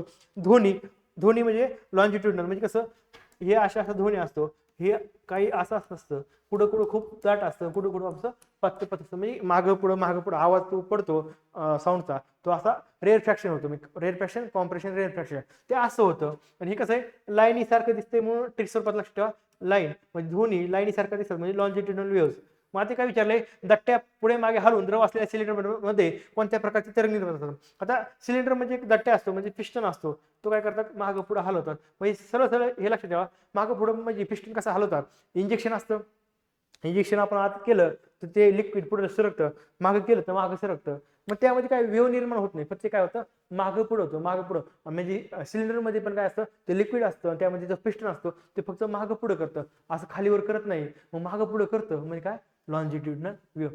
नंतर असा सरळ ऍप्लिकेशन बेस्ड क्वेश्चन होता. ह्यात काही विचार करायची गोष्ट नव्हती. मग पोरांना कसं असं काहीतरी आलं की लगेच कन्फ्युजन निर्माण होतं, अरे नेमकं काय काय नाही, सोपं असतं, फक्त डोकं शांत ठेवावं लागतं. आणि 80 नंबरचा क्वेश्चन आहे मित्रांनो, विद्युत चुंबकीय वर्णपटामध्ये दृश्य प्रकाशाच्या तरंग लांबीची व्याप्ती किती असते. हा प्रश्न आहे मित्रांनो, नेहमी आपल्याला विचारला दिसतो. राज्यसेवा मुख्य परीक्षेला कितीतरी वेळा विचारलेला. आणि हेच विचारलं, 400 नॅनोमीटर ते 700 नॅनोमीटर जी रेंज असते, किती, 400 नॅनोमीटर ते 700 नॅनोमीटर विद्युत चुंबकीय वर्णपटामध्ये दृश्य प्रकाशाच्या तरंग लांबीची व्याप्ती किती असते, 400 ते 700 नॅनोमीटर असते. तर आपल्याला ते बघायचे की इलेक्ट्रोमॅग्नेटिक स्पेक्ट्रम बघायचं आहे. काय इलेक्ट्रोमॅग्नेटिक स्पेक्ट्रम, आपला सरळ सरळ विचार, इलेक्ट्रोमॅग्नेटिक स्पेक्ट्रम मध्ये काय काय असतं, तर रेडिओ असतात, मायक्रोवेव्ह असतात, इन्फ्रारेड असतात, व्हिजिबल असतात, अल्ट्राव्हायलेट असतात, एक्सरे असतात, गॅमा. काय काय, radio, microwave, infrared, visible, ultraviolet, X ray आणि गॅमा रे. हे काय तर आपल्या सरळ सरळ क्वेश्चन विचारतात की इलेक्ट्रोमॅग्नेटिक स्पेक्ट्रम मध्ये खाली खाली कोणकोणते प्रकारचे हे असतात. बरोबर आहे, तरंग आपले कोणाकोणाचं समावेश होतो. तर लक्षात ठेवा, आपल्याला हे बघायचं आहे. आणि त्यामध्ये व्हिजिबल म्हणजे काय, VIBGYOR, violet, indigo, violet, blue, green, yellow, orange आणि रेड, हे व्हिपगोर लक्षात ठेवा, म्हणजे इंद्रधनुष्याची. बरोबर आहे. मग आपल्याला हे बघायचं की सगळ्यात जास्त वेवलेंथ कोणाची आहे, सगळ्यात कमी कोणाची आहे, फ्रिक्वेन्सी सगळ्यात जास्त कोणाची किंवा कमी आहे, हा नेहमी ह्याच्यावर क्वेश्चन विचारतात. तर लक्षात ठेवा, radio, microwave, infrared, visible, ultraviolet, X ray आणि गॅमा रे. इथे लक्षात ठेवा, रेडमी मोबाईल असतो, रेडमीचा रेड लक्षात ठेवा, रेडमी RMI, रेडमी मोबाईल असतो. तो कसा असतो, बरोबर, रेडमी मोबाईल असतो. त्याला काय करायचं, VUX करायचं, त्याला VUX वक्स आणि वक्स जी. आता एक रेडमी मोबाईल लक्षात ठेवा, रेडमीचं RMI, Redmi mobile, RMI, Redmi mobile, रेडमीचं MI, Redmi mobile, Redmi mobile म्हणजे रेडिओ, मायक्रोवेव्ह आणि दुसरं आहे इन्फ्रारेड. वक्स, हे वक्स आपण शब्द तयार केला आपल्या डिक्शनरीमध्ये, वक्सजी, VUXG, वक्सजी असं. रेडमी वक्सजी, व्हीचं व्हिजिबल, यूचं अल्ट्राव्हायलेट, एक्सचं एक्सरे आणि जीचं गॅमा रे. हे लक्षात ठेवा, रेडमी वक्सजी असं लक्षात ठेवा. मग तुम्हाला ही एक क्रम आहे ट्रिक्सचा, लक्षात ठेवा. मग सगळे आता इथं कसं हे लक्षात राहिलं तुमच्या, Redmi VUX G, radio, microwave, infrared, RMIचं, वक्सचं, व्हिजिबल, अल्ट्राव्हायलेट आणि एक्सरे आणि गॅमा रे लक्षात ठेवी. आणि इकडे लक्षात ठेवा, आणि इथे लक्षात ठेवा, व्हिजिबलचं एक लक्षात ठेवा, व्हिपगोर जो आहे तो असा लिहायचा, व्हिपगोर असा नाही लिहायचा, उलटा लिहायचा. उलटा का तर लक्षात ठेवा व्हीप गोर असा लिहिल्यानंतर आर इकडे येईल, आर लेफ्ट साईडला आहे, रेडिओचा पण आर लेफ्ट साईडला आहे काय, आणि रेडचं काय असतं वेव्हलेंथ जास्त असते, मग लक्षात ठेवा आर इकडे आलाय म्हणून वेव्हलेंथ जास्त, मग रेडिओची पण वेव्हलेंथ जास्त आहे आणि हिकडल्याची काय असणार कमी असणार, हिकडल्याची जर जास्त असणार तर हिकडल्याची कमी असणार, आणि व्हाईस वर्सा ह्याची वेव्हलेंथ जास्त असेल तर ह्याची काय असेल फ्रिक्वेन्सी लो असणार आणि ह्याची काय असणार जास्त असणार. तुम्हाला मी सांगितलं रेडमी व्हॉक्स जी हे असा क्रम लक्षात ठेवा आणि खाली व्हिजिबलचा काय करा व्हीप गोर आहे तो उलटा करा आणि आर इकडे घ्या, आरची वेव्हलेंथ सगळ्याला माहिती जास्त असते, आरची वेव्हलेंथ जास्त आणि इकडे आर रेडिओच्या आरची वेव्हलेंथ जास्त आणि मग वेव्हलेंथ इकडे जास्त असतं बट ऑब्वियस इकडली काय असणार कमी असणार, आणि ह्याच्या ऑपोजिट काय इकडे ह्याची वेव्हलेंथ जास्त असेल तर काय वेव्हलेंथ इन्व्हर्स प्रोपोर्शन तो म्हणजे इन्व्हर्स प्रोपोर्शन कोणाचं आहे वेव्हलेंथ जर जास्त असेल तर फ्रिक्वेन्सीची इन्व्हर्स प्रोपोर्शन आहे, मग वेव्हलेंथ जास्त आहे म्हणून फ्रिक्वेन्सी कमी आहे, इकडे फ्रिक्वेन्सी कमी आहे म्हणून इकडे फ्रिक्वेन्सी जास्त आहे असं लक्षात ठेवा. म्हणजे आरची वेव्हलेंथ जास्त तिकडं आर आर आहे, तिकडे आरचा रेडिओ हिचा आरचा आर आलेला रेड आलेला आहे, रेडिओ आरची हाय वेव्हलेंथ आहे इकडं कमी वेव्हलेंथ, आणि मग त्याच्या अपोजिट करायचं फ्रिक्वेन्सी ह्याची वेव्हलेंथ जास्त असल्यामुळे फ्रिक्वेन्सी कमी आहे आणि ह्याची फ्रिक्वेन्सी कमी असल्यामुळे ही काढली जास्त आहे. कन्फ्यूज होणार नाही, हे एक दोन वेळेस परत रिपीट मागं घेऊन व्हिडिओ हे बघा 100% पाठवणार, कारण की क्वेश्चन नेहमी येतात. अशा प्रकारे आपण सायन्सचे क्वेश्चन डिस्कस केलेले आहे.